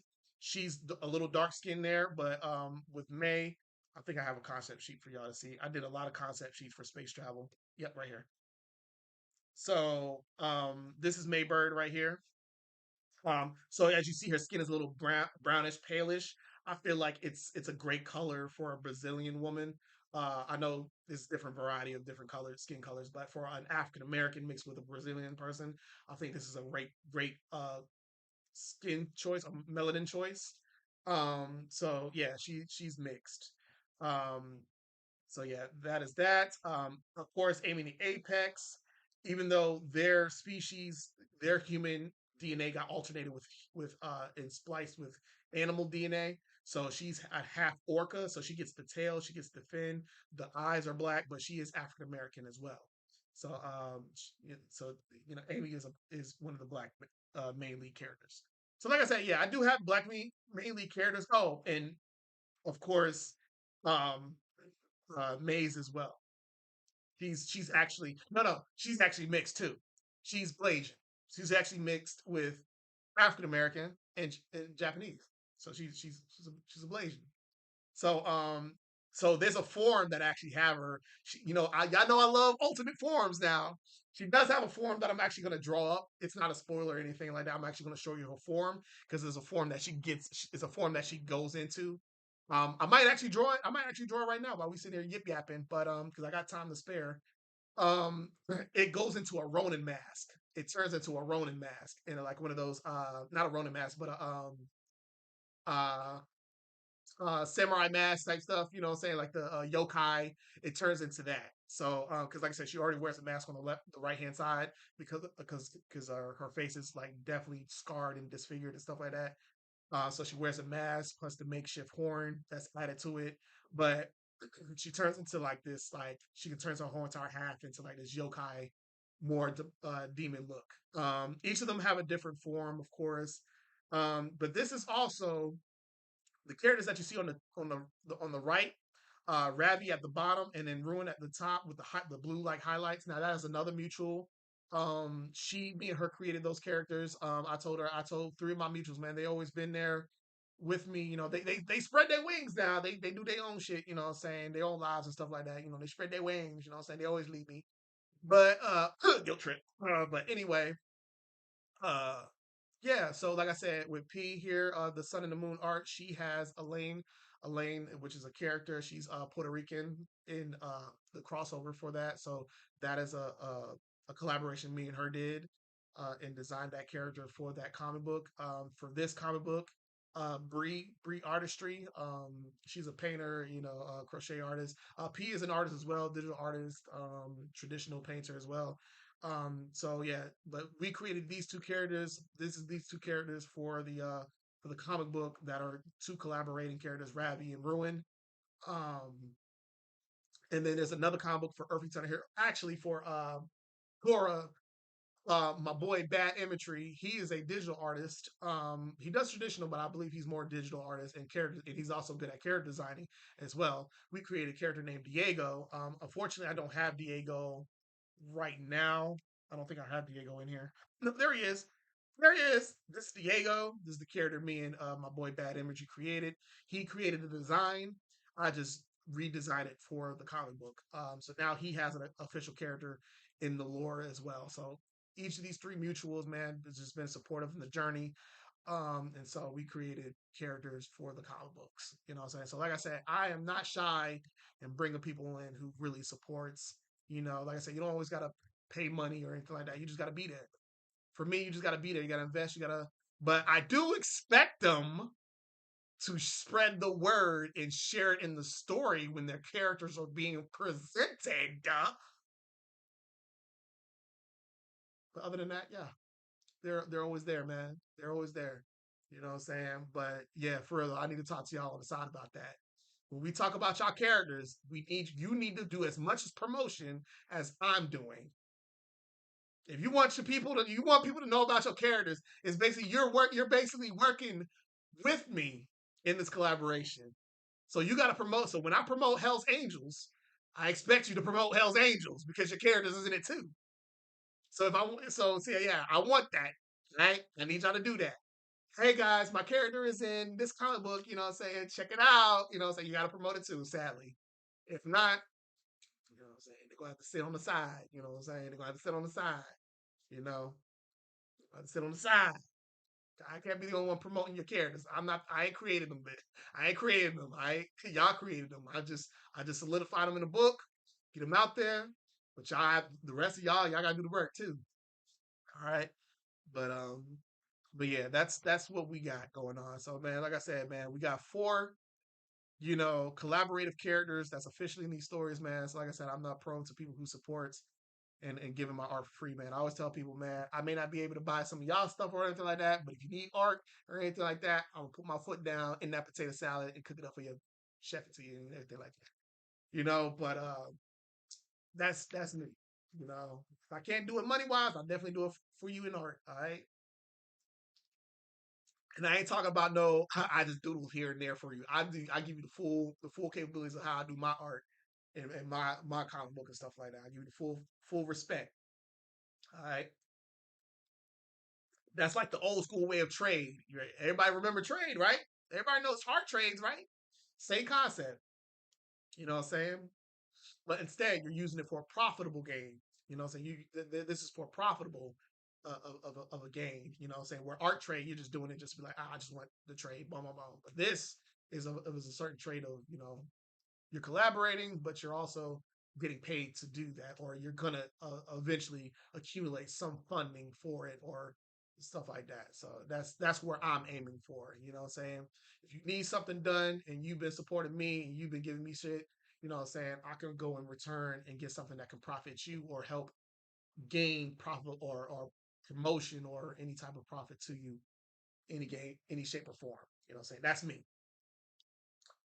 That's all I tell people. If you don't got the money, just still share the word, spread the word, tell people about it. Get people on there because like eventually, I don't know if Patreon will succeed or fail, but I'm still pushing. I'm gonna still put everything I'm going to be putting in. I'm doing a good job right now so far. A few people I've been looking at the algorithm right now. Some people have been coming in. We are up to 10 members. I don't shy away from how many members are in there. Unfortunately, they're all free members, but I keep telling them, you're not going to get much free shit from me as a free member. You're going to get a lot of stuff exclusively, if you sign up and become a member. But I will drop some free stuff in there, to make sure they can be sure that they're investing in some good stuff. But I always tell people, if you want to join my Gunnar Art tier list, yes, I call it the Gunnar Art tier list. No, I call it something else now, but it's like, yeah, I do part time Gunnar artwork. If no one don't know what Goon is, NSFW is for short, or for any other wording. I do that for another tier. But if you want to just most strictly be about my comic books, it's the other tier, the superhero tier for that. Now I do post both of those in the free space for people who just there for to be free members. I do post it there, but for people who wants to join the Guna art, it's always going to be blurred out. It's going to be fully blurred out and stuff like that. So you're not going to really see a lot until you join there. Now I will be making some content that will be for that tier list, but it's gonna be easy. It's gonna be free for y'all to see and stuff like that. Like my demon lava girl. She's the mascot to my Patreon. So actually, I might have to draw more stuff for it too. I might have to draw a new pinup art for her actually. So the next thing that I'll be doing for her is actually a pinup art piece. So that'll be free for everybody to enjoy, and see her character. Because like I said, she is the I've always wanted to do like a mascot character, so she's the mascot to Patreon and so on and so forth. For my comic books, I have no mascot. I think the characters are good enough to be solidified to know that hey, this is that. Um, but Gaia was the start of it all, so I'm pretty sure y'all probably like if I did some promotional stuff or whatever like that, you'll mostly see Gaia and stuff. Uh, If anybody loves my chibi style, like I said, you'll get a lot more of it on my Patreon because Chibi, Aphrodite, and Buddha will be exclusively on the tier list as well. Hell's Angels will be exclusively on the tier list. I'm talking both of those going to be full comic books. Well, the Chibi version is going to be a 4-page panel. So it's kind of like a news comic strip. So you get like a nice little laugh or whatever like that from that. But I will still make it do it. I'll still kind of write it like it's a story base to it. But they just do shenanigans here and there. But Hell's Angels, like I said, I already have the first issue written up. I think I've already had it scripted already. I just gotta draw it. Characters already drawn up and everything like that. I gotta do maybe 2 or 3 more characters, I believe. Yeah, I gotta do like 2 or 3 more characters, and that's it. To design them. So yeah, I just gotta do those 3 and we're done. And we could start drawing the page. But yeah, these are the stories, guys, that we're working with. And also, I will be dropping this. This is my promo template as well. A quick synopsis: a clash between heroes and gods, superhero mythology, a series driven not only by some historical stories and folklore, but a fictional tie-in joined by Greek, Norse, and celestial and demonic um, presence, basically. Drawing 3 main stories of Ian McGinnis, Tor, and Jen, who are coming through challenges of character developments and teamwork. Also, don't forget to join the family. Of course, it'll be my QR code will be here for people to join the Instagram. Because, like I said, my Instagram is where you want to be at because I'm more heavily active on my Pick'em Comics page, and you get to see a lot of good stuff for what I offer on there. And of course, these are the comic books that I'm working on. Of course, like I said, I don't know I was a vampire till I died. That's the front. That's the first official cover for that story there, but it's not ready yet. I always tell people to let you know that some stories are already written and scripted, but they're just not made ready to draw yet. But like I didn't know I was a vampire till I died. Its story is written, but it's not scripted yet. So that's not you ain't gonna see that yet. But I still do art for it and stuff like that. Keep myself not rusty and stuff. But because I'm doing that crossover, I will be doing a little bit more art for that. What up, Macy? Chibi's Aphrodite and Buddha. This was the full-fledged cover for this. This will probably be a poster. Because the cover is kind of small. It's like in a square box. So it's in that square uh format. So this one's more in the 1080 to 1920 format. So that's why it looks like this in a larger set. But this will be a poster that I'll be selling. Now I'll let's keep continuing before I get to that. And of course, Tora, the daughter of thunder. It's written in Nordic. Yeah, I went a little bit overboard with it, but I think it was more justed. It was more justed to do it that way because to give people like, oh, this shit is a Nordic story. You know what I'm saying? So yeah, Tora, daughter of thunder. This is the front cover officially for the front cover for that. I did it. I penciled it in and everything like that. I didn't ink it. I penciled it and all that. But I think y'all will enjoy this story. I've only read it to one person, so I read the script to one person and one person only. So they loved it and stuff like that. So yeah, man. The episode 1, Exile and Awakening. Blind but unbroken. The storm begins. Like I got the whole motto and all that other jazz. The cover and stuff like that. Like yo, I'm cooking, guys. I'm cooking with grease. Okay. And then of course, I have at the bottom, be ready for more stories, pick 'em readers, stories are endless, and then buy books here. This will be my online shop. Right here, you can just go on a link tree. I mean, I do got prints already available if y'all want to buy some prints. Now with my prints, I want to let y'all abundantly clear how I do my prints. All right. I do my prints through a third party. So what is the third party? Me and you, too. And the third party is Canva. Now, I do not hand sign my fan art prints, okay? The only thing that I will sign is my comic book poster stuff. So Canva will send it to me, I sign it, and I give it to you. But if you want my fan art stuff, it will be shipped to you personally. So they will do the packaging and all that, and they'll ship it to you. I want that to make it to be abundantly clear. So you pre-order it. All my stuff is pre-ordered. They're not inventoried. So the only time it would be inventory is less if I go to a Comic Con. Excuse me. When I go to a Comic Con or event, that's when I get them physically made, and then you can buy them there, and you can get them hand signed there. That's the only time when I will hand sign my fan art pieces is on in Comic Cons and events. But other than that, you can buy these in the store. They're all in one size, 12 by 16. If you want a certain size, make sure to DM me about certain sizes. The only two sizes I do is I believe 18 by I'll do 18 by 16. Hold on. I got it. I got it in my template here. Hold on. But yeah, I do have it here. Let me see. Because I only do three different sizes, and two of them you gotta contact me to get. Okay, yeah. So I do only 12 by 16. That's the default size that y'all get. It's 1750 in the shop. So it's like 17. Yeah, you get like you pay 1750 for print. You can buy as much as you want. I should have a coupon or a discount thing for it if you buy more than one. If not, let me know. I could drop it in for you guys. But if you just want to say, fuck, I just want to pay it because you want to support the business, I appreciate that.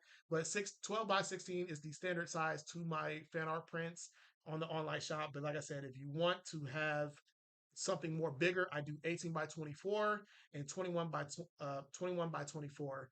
The prices did change for Canva because, like I said, I use Canva to get my stuff printed. They did change their prices, so the price has probably gone up a little bit for those extra two. So probably like it used to be 35, it may be 45. For the 21 by 24, it was 45. It might be 55 now. So you see how that go. I hate to go that high because it's just only there to fund my comic books. I don't want to over exceed like certain prices. I just want prices that solidifies my funding for my comic books as well as my personal life because I want to do this full time. So I don't want to go above and beyond because the ideas that I have already can solidify me enough to I can eat off it good and then I can do this full time and fund this stuff and go to and fund my comic cons and events and stuff. So so yeah, do support the store. I did have my new palette. I know a lot of people was curious about my palette that you see on the on the left hand side right here. This is my custom palette here. I'll go ahead and drop it in the what's called too. Hold on, I'll drop it for y'all right here. So right here is my custom palette. Well, it's not the that's the right one. It's not the right one. All right, here it is. This is my custom palette. So now, what's so special about this custom palette is when you can use it just as a side, as a reference photo. And of course, you can take the colors. Now, these are my personal choice colors. The ones that you see my logo around, that's my personal favorite colors that I use on all my stuff. So my ink colors, I use these two for sure for my rough sketch and for my inking. So you can see at the bottom in these, I know they're little small, tight little words, but EX is for extra colors, SK is for sketch, P is for pure color. D is for dingy color. Because I know there's two different. I use two different whites for my. This is my pure white that I use for teeth and stuff like that, and the dingy white I use for like t-shirts or certain colors that I want the light source to shine off of. Because sometimes when you use pure white, it's hard to do that to kind of bounce like that. So when I draw the eyes, I use the dingy white so the white highlights can show through the eyes. So that's why I use those two different colors.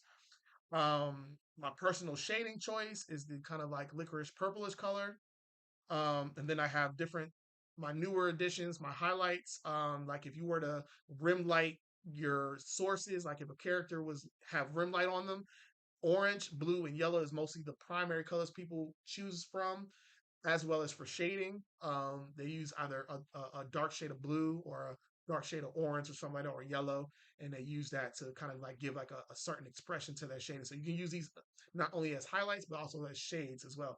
Like I said, guys, I think of all this shit. Okay, the blank spots are for mixing colors in if you want to do that. So if you ever just want to just doodle with the palette and want to come up with different colors, you can just do like what I just did right here. I have it as a reference photo on the side, and then I have it as an official piece there. You can just go ahead and be like, okay, I want to mix these two colors, but I don't know how to mix them, right?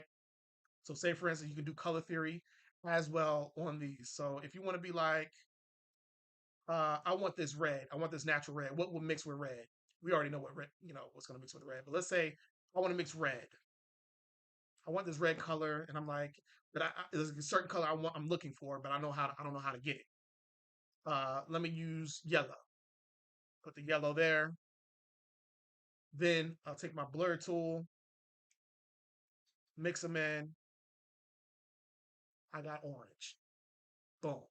That's what I have the blank for. So basically, it's your teaching to know color theory at the same time. So instead of you going to a whole nother damn canvas to try to mix the colors, I have a one little that one box section right there for y'all to study in. That's what I got it for. That one section. And then for your ink work, you know what I'm saying? If you want to test out your inks, you know what I'm saying, your stuff, you can be like, okay, what does this brush do? You know what I'm saying? Your colors and whatever like that. You can play with it, you know what I'm saying, cross hatching, whatever like that. That's where that section is there for, because inking is very important and you want to know how you can work with hatching. What do the colors look like when you do it? You know, does this color fits better than that? You know, it's that's why I have this palette. It's to play with, you know, different colors and stuff like that. And you can just play with that, and you just erase over it and stuff like that. Shading, of course, with your shades, you can play with the shades as well. You can go here, you can go color here, and you're like, all right, I got this shade. Now let me bring the opacity, change it to multiply. That's what the color will look like when I multiply it. Let's bring it down to an opacity. That's what it'll look like. You know what I'm saying? So these boxes have you play around with what you have without having to go to another blank canvas or having to go to something else to change it. You have this whole entire palette to play with your color theory, your ink line work, how your shading is going to be, how you can mix your different tones when it comes to scars and tissue. So this is where I use mouth and tongue colors. So this is where like your corneas, the inside of your mouth, your tongue.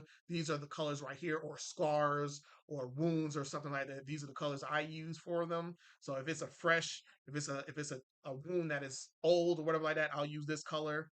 Oh, hold on, I'm still almost by. So yeah, like this color I'll use for like very old time wounds.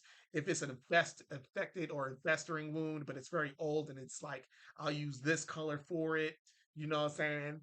Um, these are just the things that you can work with on this palette. So like I said, the palette is on my online store. You can digitally download it once you purchase it. Um, like I said, you got a lot to work with here, man. You can do color theory there. Checking out your line work, shading, all that. Like you can play with all that stuff in this one palette. Like I said, I think of this stuff, guys, for y'all, not just for me, for y'all. You feel me? So yeah, but I'll probably make a video talking about this palette a lot more because not a lot of people know of it. Um, a matter of fact, I already like I said, we're still recording right now, so I mean, we only been on here for like an hour and 30. I feel like I've been on for like 2 hours or something. We've only been on here for like an hour and 30 minutes, which is crazy. It feels like time ain't going nowhere. But yeah, I'll probably chop it up, edit it out, and show y'all that whole entire sh- look of how I do my palette. So this is my palette right there. Now I don't personally use it as much because, like I said, I'm already good at where I'm at. But this is more of a studying guide, so you can study on this palette instead of trying to go to another canvas and learn. You know, so you can learn it all on this one palette without trying to go back and forth to the reference photo. Bitch, the reference photo is right here for you. You know what I'm saying? So it's like all you gotta do is switch from your eyedropper tool to be like, boom, and then go back to your brush. That's it. Two click button, two click button. That's it. You know what I'm saying? Other than that, you don't gotta go nowhere else. That's why I made the palette for it because it helps me out. Like I said, I have my whites, I have my grays, my ink colors, blood and gold because I think blood and gold. Now, what's so special about just these two colors? Like Jr. Why did you use blood? Why did you use golds? Why these or the like other colors that you can use? Like you can use ocean colors, landscape colors, you know, as a palette, which would be actually be cool to make actually. But anyway, yeah, like why these two particular colors? Because gold and blood is mostly everybody use in all their work all the time. You know what I'm saying? And gray to make silver, you already have it in your grays.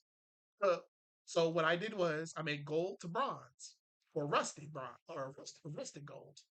So I went to pure gold to rusted gold or to a more bronze color. So all of that is there for you right here. You got your silvers, you got your golds, or mostly grays. I might as well slash put silver in there too, right? But I'm pretty sure grays is just most self-explanatory. But You got your golds, all your golds right here. I made sure I made every gold available, so you don't have to be like, it's not the right gold I'm looking for. You know what I'm saying? Nah, I went and did the research. I did the looking and digging, and did the right appropriate golds that people will use primarily for their pieces if they have any type of characters that are used wearing gold or has a gold kind of like thing on them or anything that's gold related. Now the blood, a lot of people use a lot of reds, especially when it comes to blood. I know when you make comic books and stuff like that, blood would always be shown. You know what I'm saying? And if they're covering up blood or it's censored, they use like a blackish color or whatever like that, or white. But me, I ain't scared. I use the color blood. All right. So there's two different colors. Now, I would put three because when blood sits for a very long time, it turns into this like, blackish color, but it still has a hint of red in it. Um, you can honestly get it off this color here. You can get it off this color. So that's why I didn't kind of like make it. But it's nothing wrong with you just clicking that and then just going down a little smudge, just a smidge. So like click that, go go down just a little bit more, two clicks down, and then boom, there you go. But could have been, essentially if I did place it there, but I wasn't thinking of it at the time. But yeah, I do two different fresh blood and blood that kind of sits for a while before it gets you know, oxygen touches for a long time until it just is that blackish red. But yeah, I got those two type of bloods. Because I think those are the two of the colors that you'll mostly use for most of your art as well when it comes to your reds.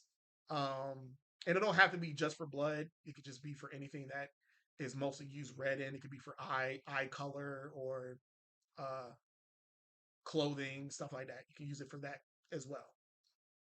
Um, but yeah, that's the palette. That is the whole palette right there, and hopefully people, you know, get to use it. Or want to use it. Tell people where they got it from and the ideas from it. Um, I want to see what y'all come up with.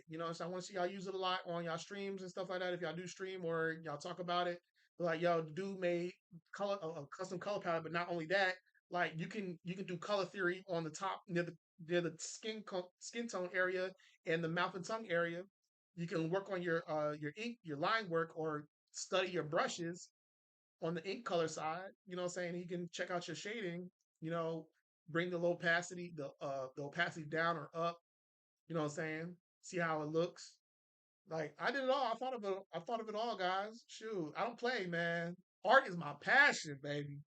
Art is my passion. I'm grinding for it, man. I just gotta promote it enough, I don't promote it as much. That's the sad part. Um, I suck at it. I'll be taking so many takes, guys. That's why I like streaming better because streaming. I mean, I may not get a lot of views of people coming in and stuff like that, but you can just say what you want to say straight there, and then I always sometimes make sure to record because you be saying some good stuff and you never record, and you're like, damn, I could just edit that out and just edit some stuff out and then have that one part. So that's why I make sure I hit record because I know this was going to be more of a talking live right now. But like I said, we're gonna draw something. I did actually have a drawing that I wanted to do, which was Talia. I totally forgot I had her at the bottom. Actually, I think she's somewhere. She's somewhere around here. She's hiding somewhere. Oh yeah, there she is. Yeah, she was hiding somewhere. I was like, she was hiding somewhere. Goddamn it. But but yeah, that's all. That's it right there. That's what we working with, guys. I think I told you about the comic books, and everything like that. Like I said, hope to see y'all there, man. Just taking my time, daily, you know, just taking my time,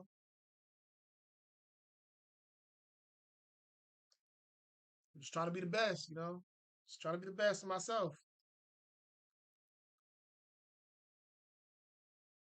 you know. But it'll come. God got me, you know what I'm saying? I mean, I'm a full believer on a higher power and a person that got me, and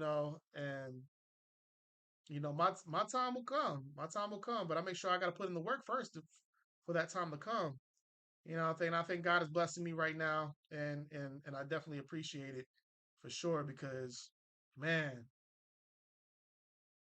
it was a tough year last year and the year before that, man. And uh, for those who don't know, I'm a dad, I'm a father, so I want my daughter to grow up to know, doing what you love, and all you got to do is put in that damn hard work. Stuff can accomplish. Treat people the way you want to be treated. Be supportive, but stand your ground. Be proud of what you create. Let people know that if they missing out on an opportunity, they missing out on an opportunity. Let them know what they missing out. Because some people will look at it and like, ah man, it's a dime a dozen. Like, bitch, please. When you know somebody's doing 6 titles, drawing it all, writing it all, doing commissions, online store, promo templates. Like, who's doing all that? One person. It takes one person just to do one book. It takes one person just to do commissions. It takes one person just to manage a store. It takes one person just to stream, but to do not only streaming, making books, writing books, doing fan art, trying to do commissions, managing an online store, managing more than one social media, managing 5 social media accounts. My guy, me is exhausted, but I still have the energy. Thank God for ADHD. But I got the energy. Yo, what up, Alpha? Welcome in. Been a while, been a while. But it's not to be a boast. It's supposed to be a motivational speech, is what I'm telling you right here. All that I just said is what I'm exactly doing as we speak. It's just I'm just not promotion. I'm just not promoting strong enough. You know what I'm saying? Right now, I just don't have a physical book right now to tell people, "Hey, buy this." But I could put in the heart. I put in the work. I'm making all these stories. I'm doing all these concept sheets. I have a whole Instagram dedicated to this stuff. If that doesn't tell somebody to fund it, I don't know what somebody like. If I have to have a book to tell somebody to fund it, but you see literally a whole Instagram account with all my pages, all my covers, all my illustrations, my promo, and all that, that should show brother serious. And he ain't never miss a month. He either posts maybe 2, maybe 5 times out of the month. It wasn't he posted this one week and then you ain't see him for 5 months later. No, I post consistently. There's highly a chance that you'll see nothing in my story. It's either I was too busy personally, so I wasn't focused on my phone. But when I'm on my phone, I'm always promoting my stuff. I'm always telling people where to go for my stuff. I always show people that, hey, this shit just dropped, this shit here. I always do it 24/7. I always promote other people's work. You know what I'm saying? Like, I do it all. So when I come on the live stream, and I talk a certain direction, or I bring a conversation to a thing that where it's hard, is a tough pill to swallow to some people, and I tell people, yo, support. It doesn't take much. And then when people give me the excuse of, and like I said, it could not be excuse. You probably doing something that's really, really that's taking your life, but I tell people what I do. And I don't like doing that. I don't like going tit for tat to be like, oh, I'm doing this. So I can be able to do that. I know you can. I don't like doing that because I do hate people who try to do it on me when I be like, because I had a moment where I told somebody, I was like, I couldn't do this because I was late because I was flying in. So I didn't know when I was going to be in. They made it a whole issue. So I say, let me just go ahead and go in, right? They made it a whole big deal of me going in rather than me not going in. And I was just like, all right, bet. And so when I try to tell them, like, hey, I had this going on, that going on, they try to use it as, well, I got this going on, that going on. So I know you can manage it. Why are you trying to one up me type shit? Like, I don't like that shit. This is not that type of conversation when I do it. I know y'all can do it because if I can do it, I know y'all can do it. And then not only that, I'm doing it as advice for other artists as well because I know some of them struggle trying to do it. And when I tell them like, yo, I am managing 6 stories, and then I still got more I want to make, but I'm managing 6 stories. Not only that, the writing and scripts, the character designing, and on top of that, I'm also trying to help make cover art for it. So all of my cover art is me physically. I could just pay somebody else to do it, but I'm doing all my cover art. That's another job. Then on top of that, I'm working on marketing it, making stickers, posters, emotes for streaming. So when people wants to use the stickers when we're on stream, they can use it. Coming up with those ideas, bookmarks. You know what I'm saying? Then on top of that, I'm doing fan art on the side. Not only I'm doing fan art on the side, I'm doing it to boost my own inventory. I want to do it to do commissions. I want to do it to do cover art for other people. You know what I'm saying? Like I'm doing a lot. So when I tell people all I need you to do for me is to share this stuff when I share it. And when someone says, "Ah man, I can't do it," I'll be like, "I just told you a list of things that you can't that I ain't sleeping on. I'm doing everything imaginable that any artist want to do. All I need is the word out. I just need the word. The word is the bird. That's all I need." Because like I said, the only thing I'm struggling in is promotion. I suck at it. I can make promotional templates and everything. I can edit a video and make it promotional. But physically, me going on the camera and saying, "Yo, y'all go ahead and check this out." I will do take after take after take after take. I'll be on take 77 before I get a damn video out. So that's where I need y'all to help me out to push it out. So when you see it or you see a post, just share it. Be like, "I ain't got nothing in my story. I'll share this." You know what I'm saying? "Oh, I ain't never seen this before. I'm gonna like it and share, repost it." Just do that. It's free. It's telling me that, yo, you want to see this progress. You want to see this out here. You want to see this in shit in people's hands. You want to see this in the store. You want people to talk about it. You feel me? Because there's a lot of people that supports these books and they actually read the story or I told them the story and they're like, "Fuck's going on?" Like, drop that shit. I'm like,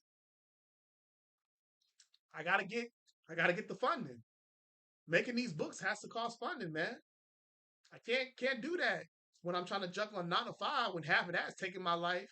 You know what I'm saying? Because I gotta go in like 11:30 at night to 8 then leave at 8 a.m. Like that could have been work doing like about a good couple pages. You know what I'm saying? Per day. I'm missing that opportunity. So I tell people, yo, if anything you need, yo, like if you need me to help you out promote your stuff, I'm all there for it. But you gotta open your mouth. My art is there for you guys, but you just gotta open your mouth. But then also you gotta support me too. You gotta do it. Hey, reasonable trade. I think that's a reasonable trade. I think that's a reasonable negotiation. You feel me? But I can't do one half in, one half out. That's what I'm trying to do. I want to go full forward, guys. God bless us with great talent out here, guys. And that's besides artwork. God bless us with great talent. We got to use that. We got to help each other use it. You know what I'm saying? But I always tell people, man, I don't get it. I'll be like, if someone has put so much work in something, why not support that? Why not share that? That's my biggest confusion that when it comes down to it. Before when I have it. Now I already know what I want to do. But this is a conversation I'm just having before I knew my plan of attack. Now, if you miss out, you just miss out. I don't give a fuck. If you don't want to share it, you don't want to share it. I don't give a fuck. You know what I'm saying? Part of my language though, but that's how serious I am. I'm serious with this shit. I'm not doing art as a hobby. I'm not doing this. I do it for the love of it. I love it. It's a passion, but I don't do it for fun. I don't do it to be like, "Oh, I'm a doodle here. I'm a doodle there. No, I do it to put my like a shark in it. So when someone be like, "Yo, JR," he comes in with it. He talks it. He does his shit when he comes into art. I want y'all to, when y'all know me, when y'all hear about my name, I want y'all to be like, "Yo, JR don't play when it comes to art. He does this, and that. He don't just come in, do this one little illustration. He drops off the fucking face of the planet. Nah, he comes in and yo, he goes piece after piece after piece. Like you ain't gonna stop seeing that shit until he say, "I need a break." You're like, yo, that's me. And I want everybody to be like that. But not everybody does it. Everybody has their own different way of doing it. But how the way I'm doing it, I don't think there's no different direction. There could be it could be a step you're taking that's different. You can have a different step.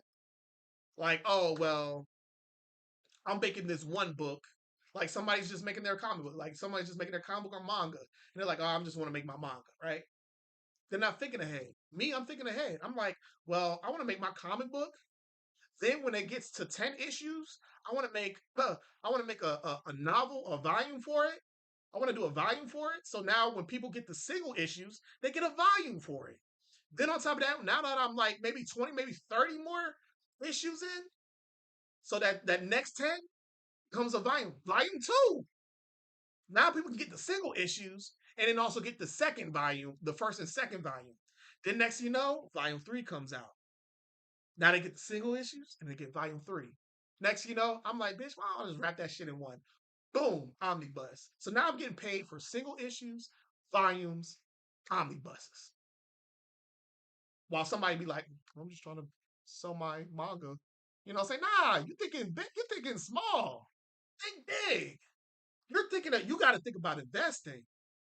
You can't think about, well, I just want to make my comic. That's it. I've heard a lot of conversations with people. I'm not knocking people who just want to make their book and call it a day, but nah, the people that get Toriyama and all them, how did they become great? Because they did more than just say, I'm just doing that one story. Toriyama could have just stopped at Dragon Ball and call it a day. He was going to stop at Z, remember? He said he was going to stop at Dragon Ball Z, and that was it. Y'all ain't going to see shit from him ever again. Dragon Ball Super came out. GT, even though GT was something else, but it still kept going because they invested in it. They said, why stop there when we can make more of it? Shit, everybody love it. Keep making it. So that's what I said. My conversation to it is don't think about the short term of it.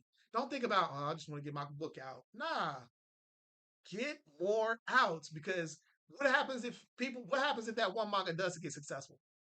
How you gonna fund the next one? You can't because you just stuck with just that one book. Now you could do a Kickstarter, you could do a fund, but why do that when you could fund it? You can fund it yourself. You feel me?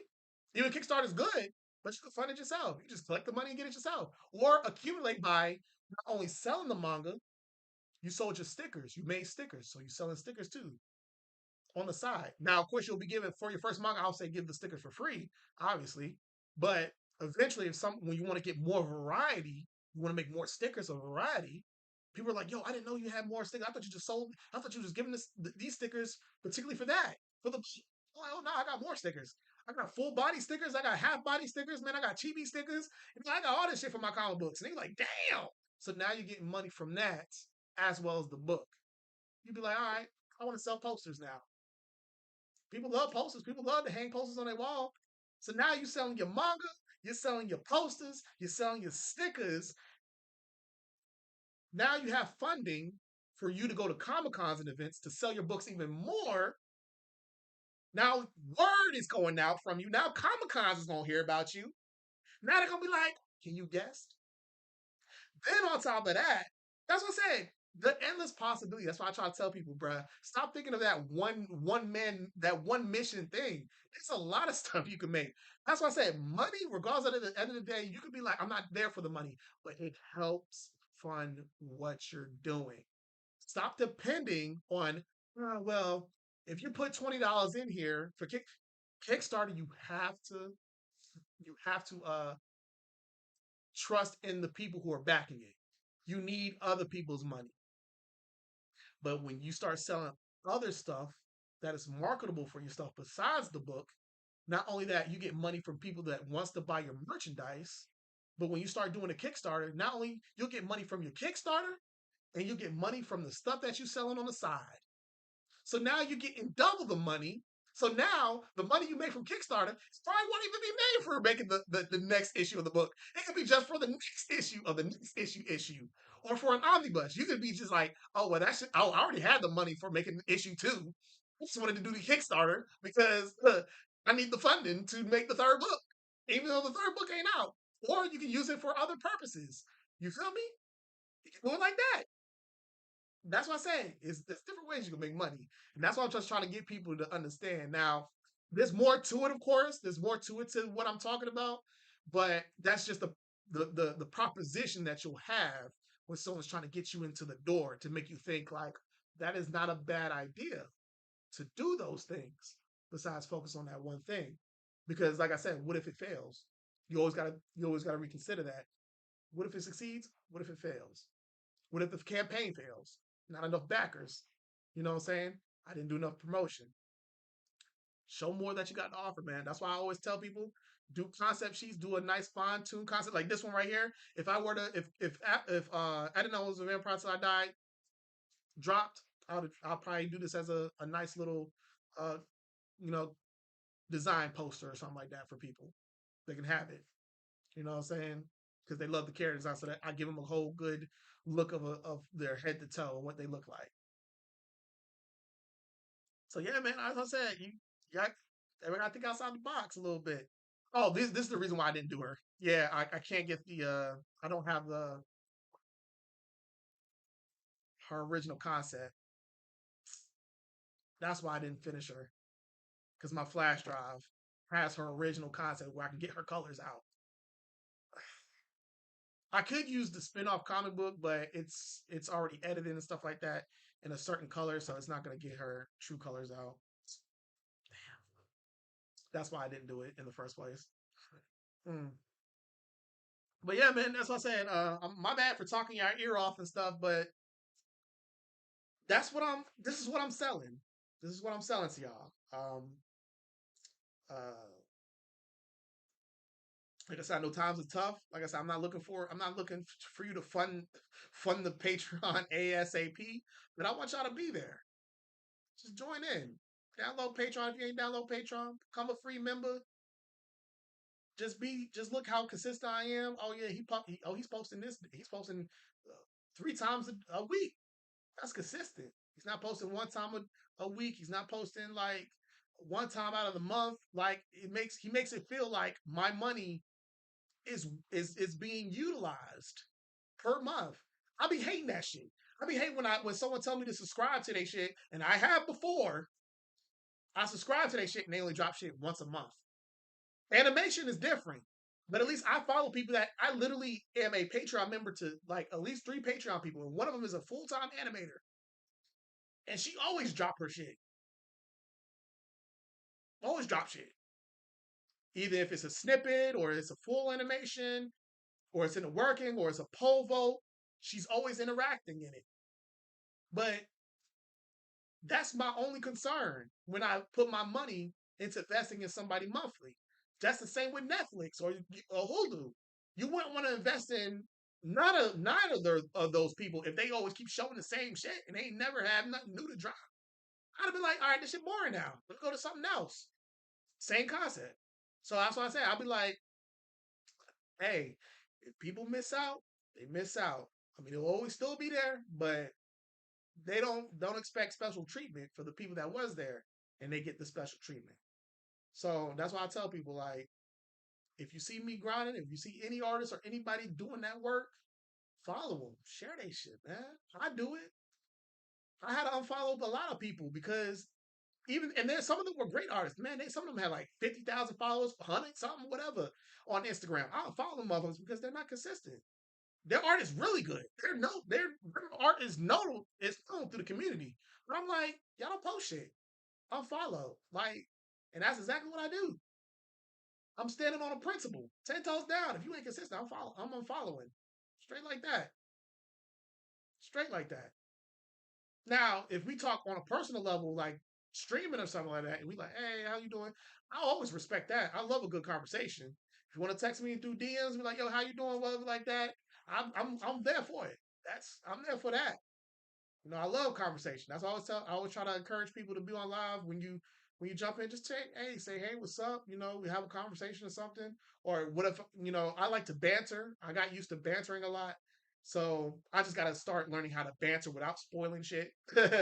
But I learned how to banter through live streaming, keep a conversation going. I have not stopped talking since some of y'all probably have gotten on this bitch. That's good. That's a good thing. You know what I'm saying? It will never be a dead live. Like, you hear music playing and everything like that, but it will never be a dead live because you hear music playing and then I'm yip yapping over here. You know what I'm saying? And like I said, sometimes you gotta repeat yourself in stream because like I said, it is stream. Um, a lot of people, it's new people coming in, a lot of people, staying in, so you gotta sometimes repeat yourself. So, context don't get misconstrued. So that's one of the big things about streaming is that you gotta repeat yourself sometimes, especially if it's very informational. It does get annoying sometimes, but it's what you gotta do though. It comes with the territory. Because you got to tell people like, oh, what am I looking at? What am I seeing? And then you just got to talk about it again. But um, trying to break it down in smaller dosages, though. Me, I like to kind of give a full detail of it, so they make sure they're not misled, or they're like, okay. I want them to get hook, line, and sinker. So I talk a little bit more onto the projects that I do and what I'm offering as an artist. But like I said, I don't do this shit for fun. I don't do this for a hobby. I live and breathe this shit. I live and breathe it.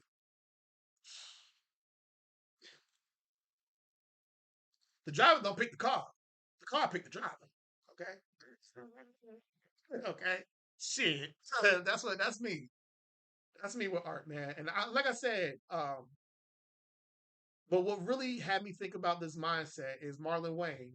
He had a quick video, and he said you can be humble as a person. You can be humble for people, but you can't be humble in a business. Sometimes you gotta be a shark, but you gotta be careful not to confuse the two by being a shark as a person. You feel me? You can't just take that, because then people will think you're arrogant, you're prideful, you're this, you're that. So that's where he said, but in the business, you got to be a shark. You got to let people know this is what is it. This is what is it. It's here. This is what I'm offering. I'm not about to fall off. This is what I'm offering. It's either you taking or you leaving, and somebody else is going to take your place. So when it gets big, and that person that stayed, and you try to come in last minute, hey yo man, I remember man, shit. No, I don't. But I do. Because like I said, I remember everybody that Jones on stream and invest in my work. I may not remember y'all handles, y'all usernames and stuff like that, but due to the conversations we have, I watch y'all as y'all stay here, and I chat with y'all. Y'all like, y'all share, whatever, y'all support it. I pay attention. I always tell people I pay attention. And then when you're an artist and you're like, hey, I'm an artist, I'm writing on something or whatever like that, I invest in it. I be like, okay, bet, let's see what you got. I don't be prideful to be like, man, it's not better than mine type shit. I don't do none of that. I be like, let me see what you got. I want to listen to it. I love listening to people's stories, their people's character development. The only thing I don't like it to it if they're trying to one up a known IP, which is mostly Goku. People always try to one up those characters or animes, or try to be better, or they're trying to stick to a certain demographic. Like, oh, I just want to do a show. I just want to do a comic that has nothing but fighting. Nah, you got to have story and fighting, homie. With me, I judge by that. I don't judge by one or the other. You feel me? You got to have both. You know what I'm saying? Good art, good fighting scenes, good storytelling, good character development, good lore. But I mostly like good development. I love my. If I had to critique people's work, especially their comic books, my objective for me to judge you, if you were like, okay, JR is going to judge me, he's going to critique my work, right? So what are the things that he aims for? Because a lot of people has different judges, or different artists, as that are legends, has different things they like to look at. It could be the line work, it could be the background, it could be the colors, how you do it, what programs you use. You know what I'm saying? They look at all that, right?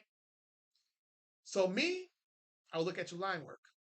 Line work can bring anything out. You can be like, I suck at coloring. I suck at shit. Your line work matters, and I look at that.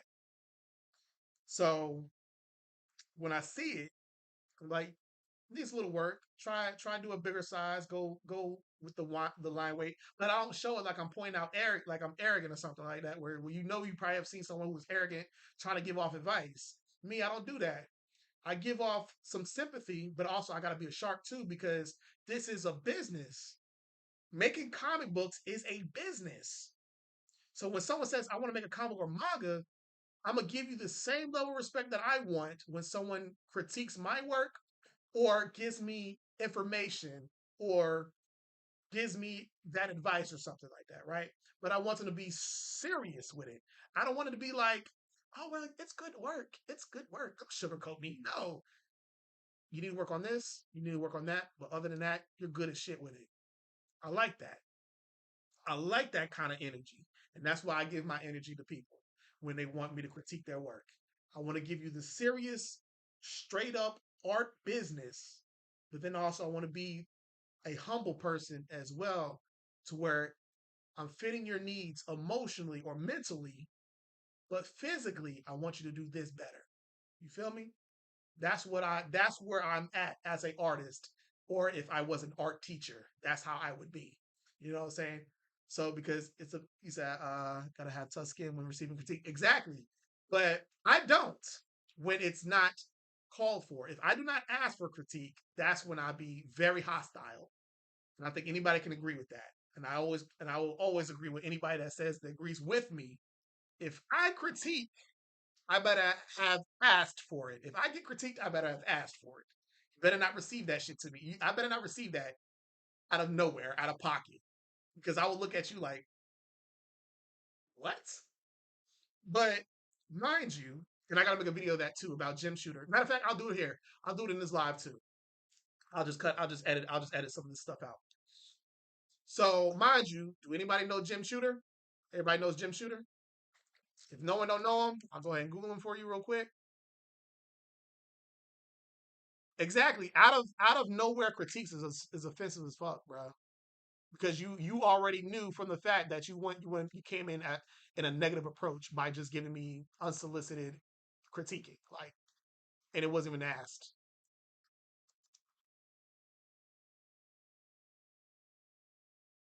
So this is Jim Shooter. This is Jim Shooter, guys. This is Jim Shooter. Born in September 27th, 1951, Pittsburgh, PA. And then he, like I said, he just passed on June 30th last year. Um, I had the opportunity, and then I go ahead and show you James Charles Shooter was an American writer, editor, and publisher in the comic industry. So he's a legend, mind you guys, a legend, a legend. You feel me? Hot career in DC Comics, Marvel Comics. You feel me? Like, who's a legend? All right. I had the opportunity last year or the year before that in 2024 where he they were doing an event in my local Comic Con, Fayetteville Comic Con, and he was a shark. They were doing Shark Tank. I know y'all know the show Shark Tank. You know what I'm saying? They wanted to do like an art, like a comic book version of it. They had Jim Shooter, Brian Shearer, and two other people. I'm trying to still get the people that hosted it information to tell me give me the video and the other two judges. But they're also in the comic community as well. I think they're husband and wife as well. Can't remember their names. But I was the first one up. Now, unfortunately, I didn't have a comic book at the time, and then my art did not look like this. I mean, it looked good, obviously, but it doesn't look how now it looks like officially in the comic book. I think I could show y'all the page, but I don't want to go too far off the topic. But I don't think I have it in here.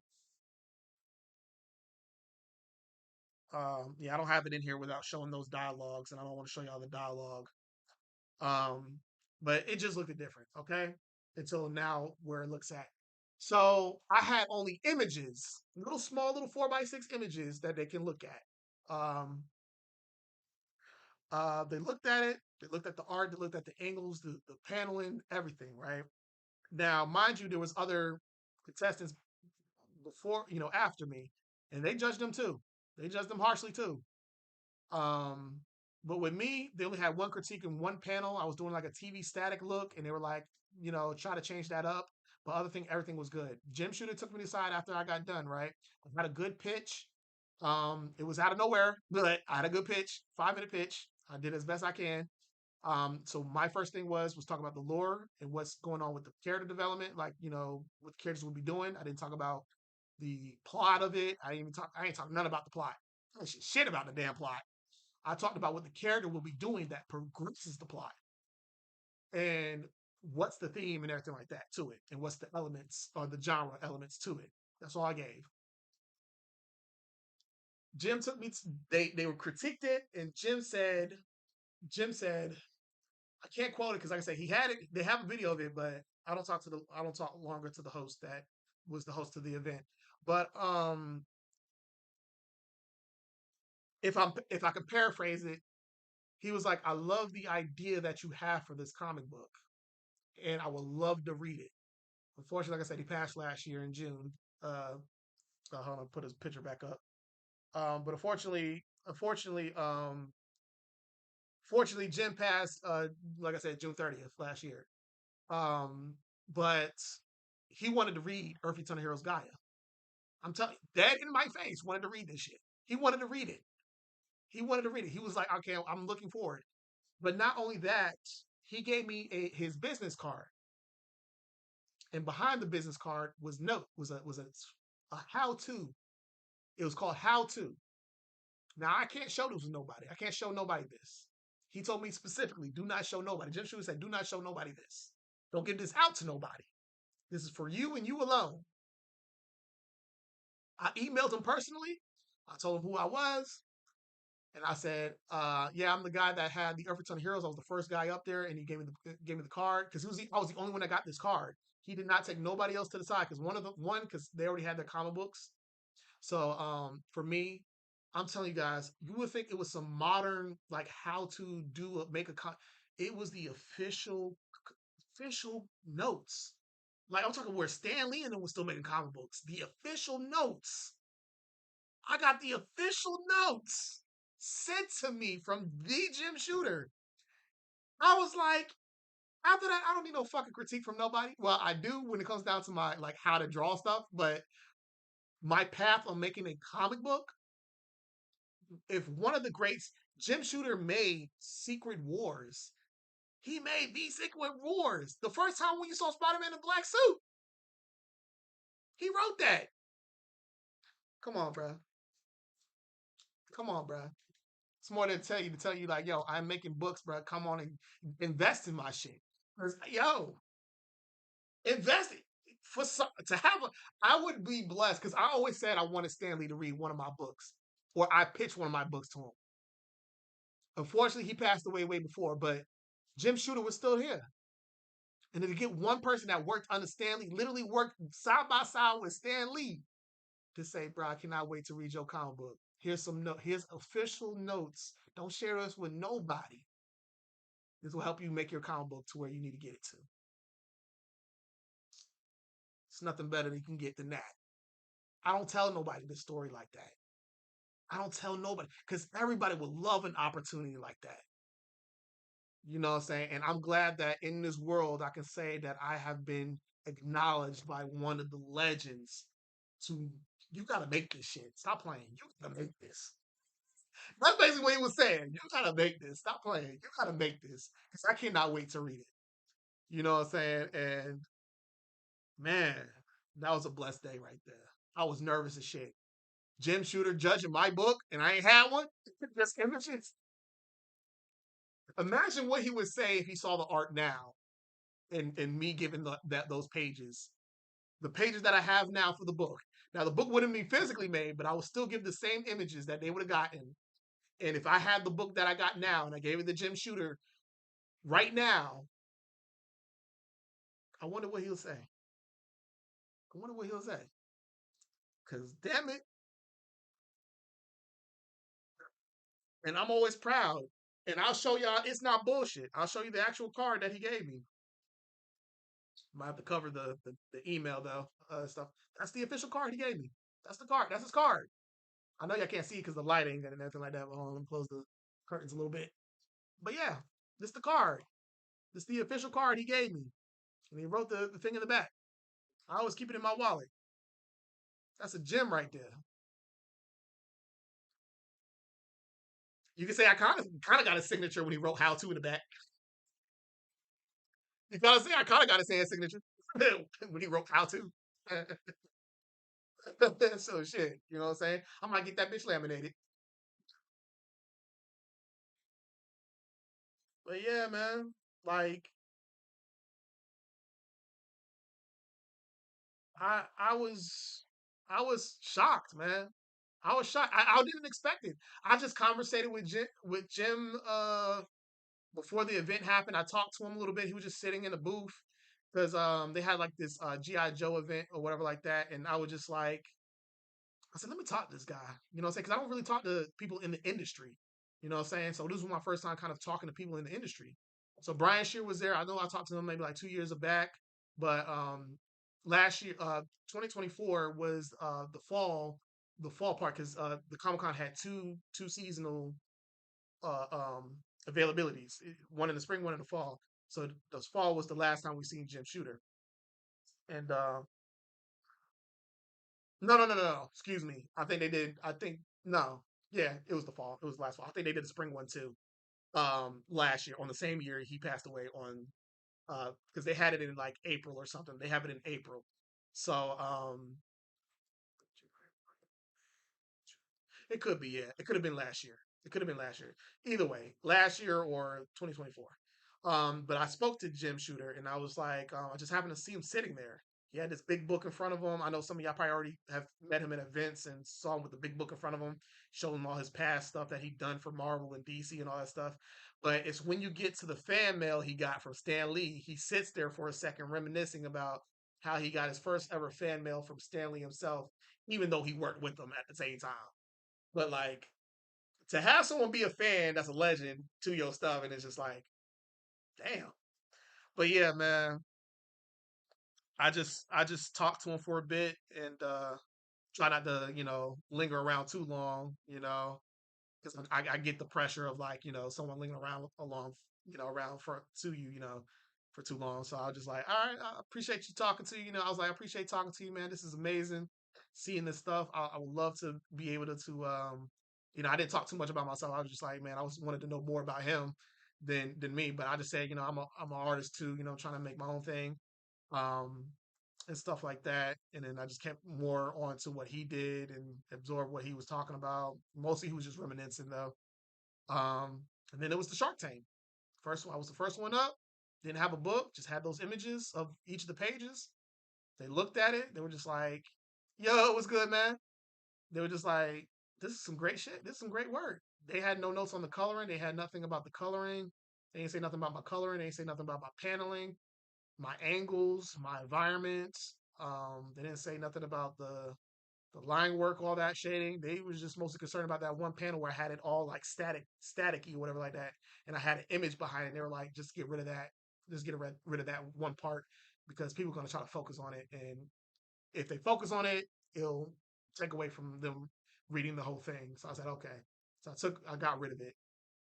But that was the only note I had. That was the only critique I had throughout the whole entire images that I had, man. But the other people that they had, the other contestants that came up after me, man, they were talking about what stuff you use, the coloring, work on your background, work on your lighting. They were talking about all that shit. I did not get none of that shit. I was like, damn, I kind of caught it easy a little bit. I'm glad I was the first one. But yeah, like they were nitpicking. They were nitpicking, but they were being this is what it is in the industry. Like this is what how hard it is. To make a name for yourself, this is what you have to go through. So each of them had their own books. One of them had a book that was public domain. So they were basing the comic book off of public domain and stuff like that. My boy Rob, I know some of y'all know Def Shogun. He made Penguino. He actually won the event actually too because he had like a whole volume and stuff like that. But they were talking about how his backgrounds and stuff like that he needed to work on it and stuff. I'm pretty sure he got better now though. But yeah, they would like work on your back, your landscape or something, or hire an artist to do that. Um, but yeah, they critiqued it even though he had a whole full volume. They even critiqued his background. And I have Rob's Penguino book. I bought it that exact same day when they had the Shark Tank. I bought that $25, bought that his whole volume, and it's good. His volume is good. But yeah, I understand how the background is. He could do more with the background just as much as he does more with his characters. Um, but yeah, they critique that. They critique the dude with the public domain. Even Jim Shooter was asking mad questions about public domain, like, is this used? Can you use this character? This and that and the other dude was going in on that shit. Another guy when it came to his coloring and his ink, he had specific colors that he was using for his pages. Like it was all monotone or like grayscale, but certain colors had like a single color in it, like a yellow or a red in certain scenes. And Jim was pointing out like did do you think this is going to be too much of an issue or this or that? He said, go ahead and look up this other artist that he knows in the industry that uses these particular colors too. Learn from them a little bit more. Like he was critiquing hard as shit. I was like, God damn. What? I was like, so when he had no notes for me, and he said, "Bro, I have I wish there was a book in front of. All he said was like, I wish there was a book in front of me. You know what I'm saying? But I love the pitch you had. I love that the characters you got for it, and I love the art that you have. Everybody was like, yeah, they agreed, and then he gave me that card, and I was just like,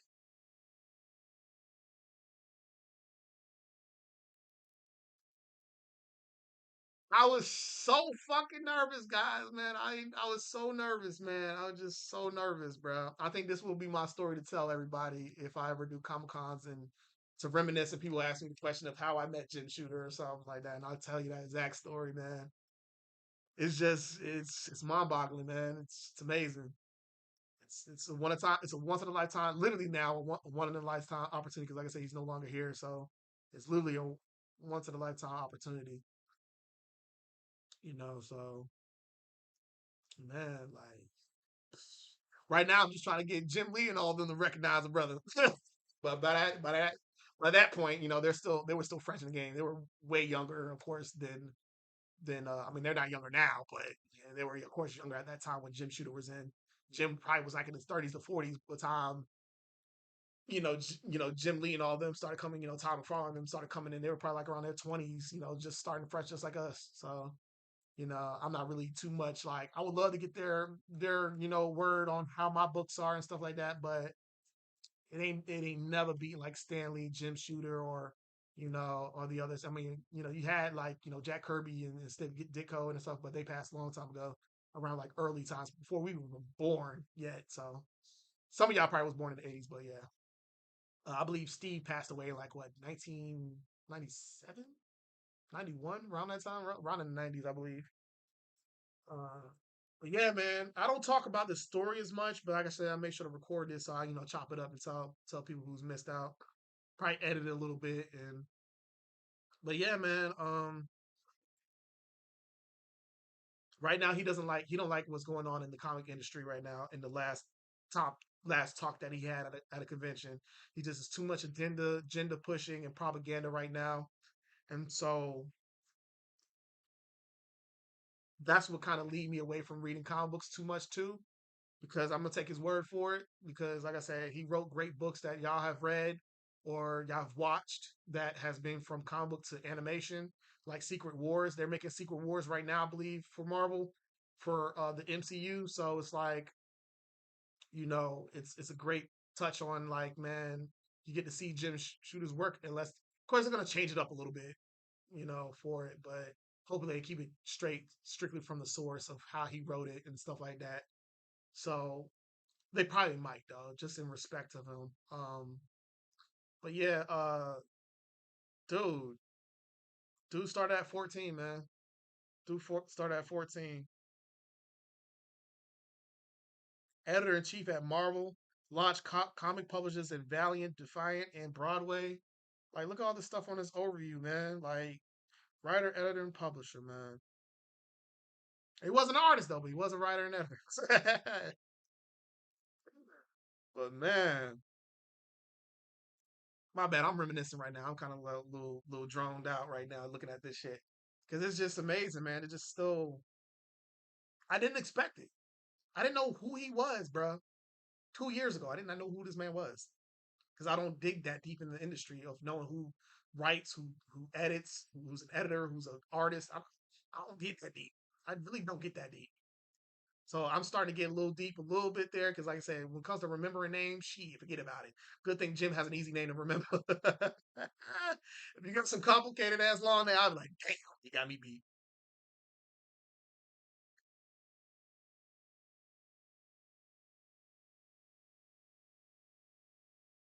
Uh, but yeah, man, I hope that anybody has that same experience that I had, man. I always pray. I've always dreamt it. It wasn't like I say, it still wasn't Stanley, but I've always dreamt that moment that someone in the industry will recognize my work and say like, "Yo, you doing good shit." I mean, yeah, I'm paraphrasing the language, but that's what I would have told somebody if I was a legend. I'd be like, "Man, you doing good shit. Keep that shit up." You know what I'm saying? But of course, I'm still critiqued though. Like I said, I'm a sucker for line work, so I know when I see good or bad line work, or if someone needs improvement. But there's never such thing as bad art. It's just improving. But if you want to stick that to that same thing, then yeah, it'll probably be bad art because you want to stay there and never want to improve and better yourself. But good thing people wants to improve and better themselves in the field that I'm in. But man, this guy, bro. And like I said, I'm not gonna knock the other judges too. They're great too. Now the other two that I can't remember the names of, but Brian Shearer, man, he loved it as well. I'm not just gonna say Jim Shooter's words, but for Brian Shearer, like I said, I talked to him. I talked to him a lot more though.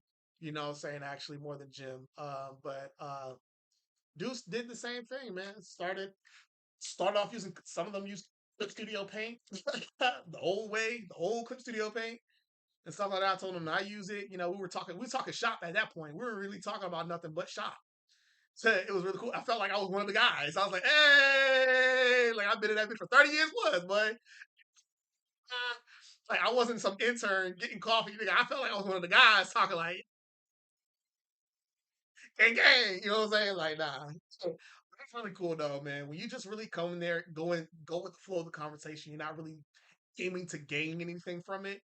Naturally you're gonna talk it in there. You're gonna talk about, oh, I used this, I did this, did that. It's naturally gonna come out. That's why I don't force myself to like get nervous meeting some of the people, even celebrities. I get nervous and shit sometimes.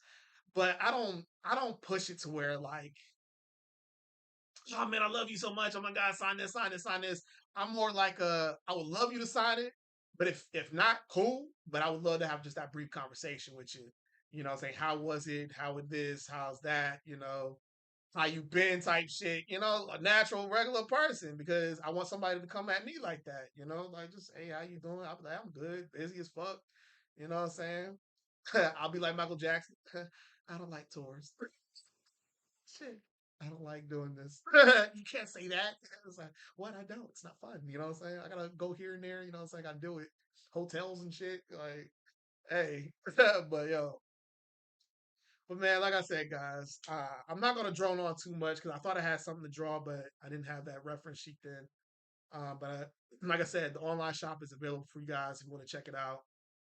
Um, like I said, my prints are always pre-ordered, so you'll know when it's not pre-ordered when it'll say once you click on what you want to buy for one of those prints, it'll say pre-order only. If it doesn't have pre-order on it, that means I have it in stock because I sold it at Comic Cons and stuff like that. But yeah, all my stuff is pre-order. It's just much simple, man. Nothing gets damaged, nothing like that. I like that kind of transaction. There's a couple of customers that did get it that way. They pre-ordered and then they got it shipped to them. Someone already did. They got a spawn. I did a spawn and a gunslinger spawn split. A mutual got that through the same thing. They just trust in putting their money into what I do, and they got their stuff. So and then they got the Boondocks one that I did with Raleigh. I wanted to do. I'm gonna try to do Huey next. To complete the piece, but I did Raleigh and she bought it and she bought a bigger version of it. She did an 18 by 24 of that and she pre-ordered it and it was a special request too. So um, I went ahead and just put partial because you're paying partial of the money to get it made and get it shipped to you. So that's why it costs how it costs because you're already using the money to get it made too. So I like that type of way transaction. It's easier for me because of so much I'm balancing with my comic books and writing and stuff like that. It helps me manage that way. I know it's not your traditional way where you see people buying the prints physically. I'd rather do a pre-order, and you'll get it right then and there as you purchase it because I get it made, I get it sized up, and then it gets shipped to you within. Usually they say like 14 business days, but it's Canva's shorter. Canva can do that shit shorter than that. You'll get that shit probably maybe like 4 days. I think she only had to wait 3, maybe 4 days until she got it. So they fast. So like I said, man, if you find something in the store, I'm still building up the inventory in it. But if you have something that you want, make sure to be very matter of fact, nah, I'll just show y'all right here. And I'll talk about it when I can show y'all. So when you go in the online store, go ahead, pop it up. Boom, there's the online store right there. So this is it right here. So when you jump in here, you can go ahead and check it out, what I offer and stuff like that. Like I said, my comic books will be available in there when I get the physical copies out. Of course, if you want to support my sticker brand, my One of a Kind 94, that is my sticker brand for creating original, like original. It has nothing to do with my comic books or nothing like that. I do Black culture art. I do other cultural art, but I mostly do uh, Black culture for the projects in this. So if you love supporting Black creations and stuff like that, yeah, definitely support that. But mostly it's a sticker brand, but I do post. But I'll show you right here what I offer. So these are the 3 stickers right here that I have as we speak. So when you click it, you'll see add to cart. Um, when you go to prints, it'll say pre-order right there. And it'll say, and then when you'll get it, it'll say near the middle to end of the month. So that's how you do it. And it's a glossy 12 by 16 print. Um, these are my exclusive work. So I get them shipped to me, I sign them, and then I send it back to you. Now the one of a kind 94 stuff, you'll get them signed personally because they're my original stuff. Same as my comic book stuff. So I do have my stickers available as well. You can get my stickers, my Amy and the Apex stickers from that comic book. And then of course you can get Gaia because that's my first comic book that's going to be released. You can get her, and then it'll get shipped to me. So you can get that as well as grayscale. You can get it grayscale or you can get it in color, either one that you want. You know, your preferable choice. And then you can add it to cart, blah blah blah. But here's where you go to comic books. So this is where you go to my fan art. They're all labeled separately. I did have them all together. Now my comic book prints, they're still growing. I don't do too much comic book stuff. So it's still growing. So you can get Battle Beast now available. I just dropped him. You can get my I did an OG Power Rangers set as well. You can get all the Power Rangers, the Mighty Morphin Power Rangers. I might update it though. I might update the art to it, kind of give it more to where it is, where my art style is at now. But like I said, you can get the GI Joe, the Cobra, and you can get Static Shock. Like I said, I still have more comic book stuff, but for now, I felt like those is what I want to sell for comic books right now. Cartoon, of course, my style is cartoon and anime, so I have, of course, more cartoon and anime stuff to offer. I thought about just leaving comic books out until I build up at least maybe like 20 more pieces, and then just leave cartoon and anime just there for y'all to get because I know a lot of people still love cartoon and anime. But I'm still building up inventory with that. So, like I said, you got the Coraline piece available, Shaolin Showdown, Jack Skeleton is available now, Darkwing Duck. You get 2 versions of Darkwing Duck, I think. No, just the 1 version. Um, you get that. So just make sure to double check on it to see if they change. If the image changed, that means it's another set or another version of themselves. So you get Generator Rex, you get My Gym Partner's a Monkey, Lilo and Stitch. This custom project I like to do 2 different projects. I like to do Cartoon Network with horror villains, and I like to do Cartoon Network with album covers. I didn't do too much of the album cover projects just yet, though. But I will be boosting more of those. But of course, you can do the Halloween crossover. You can do the Halloween stuff right here. So you can do the Cam Lazo with Jason. You can do this Scooby Doo Courage with Cujo. You can get the Ed and Eddie with Halloween, the grayscale version, and then you can get the newest one I did this year or last year, which I do it every year. I do a comic, cartoon, and horror villain every year. And this one I did a pup named Scooby Doo with Pennywise hinting the Welcome to Derry movie. So I did that. So you can get that. I do have, if you like Steven Universe, I'm still growing the sets out as well. So for now, you can get Garnet, you can get Garnets, you can get Pearl, you can get Connie and Lion, and then you get Spinel. Like I said, I'm still growing the set out. Like I said, so always make sure to check in and stuff like that. I now officially, I want to do Angelica, but I do have all 4 of the babies now. So if you want to get the Rugrats, you can pre-order it, and you can get Tommy, you can get Chucky, or you can get Phil and Lil with it, or you can get all 4. You know what I'm saying? I should have a discount code for you guys when you get like sets. When you get sets, I think I have a discount code. Just let me know if you ever get interested. If it still says like you got to pay like a certain price, just let me know. I can change it up real quick. It don't take me that long to change it up. Put a coupon on it or whatever like that, and then there you go. And of course, like I said, the album cover mashups. If you like Steven Universe, I did do the Queen's album because News of the World. I did Queens Gems of the World with that one. I do actually have it pre-ordered, and then I also actually do have physical copies of this too. So, but mind you, I do have physical copies of this, but I think it's in a different size though than the one that's offered here. Of course, I got Puffy Amiyumi. I got Looney Tunes. I am still, that's a set as well. I'm still branching out the tunes. So for now, you can get Marvin the Martian. You can get Roadrunner, and you can get Daffy Duck with Duck Dodgers. You can get that too. I thought about separating Duck Dodgers because it's a separate piece from that, but I was like, nah, I'll keep it. So, like I said, we'll be adding more Looney Tune characters as well. The Ben 10 is completely done, so you can get the Ben 10 set. You can get Ben 10. You can hit Heat Blast, Diamond Head, Rip Jaws, Stink Fly, Upgrade, Wild Mutt, Ghost Freak, Gray Matter, Accelerate, or Forearms. You can get any one of those, or you can get it. You can just be like, shit, I want all the 11 motherfuckers. But I do want to kind of like there's not a system right now where I can collage all 11 of them to make them nice and neat. But I will eventually. Shit, I'm actually gonna buy Canva. I'm actually gonna buy Canvas like that because Benson's one of my favorite shows. So I'm actually gonna do it where Ben is in the center and then there's white border strip lines. Each 10 are all the way alongside the line of them. I'm trying to get it like that. That's my objective. But I think I might just customize it myself and put it in there and then get it made. Cause bruh, that shit hanging on my wall. That shit hanging on my motherfucking wall.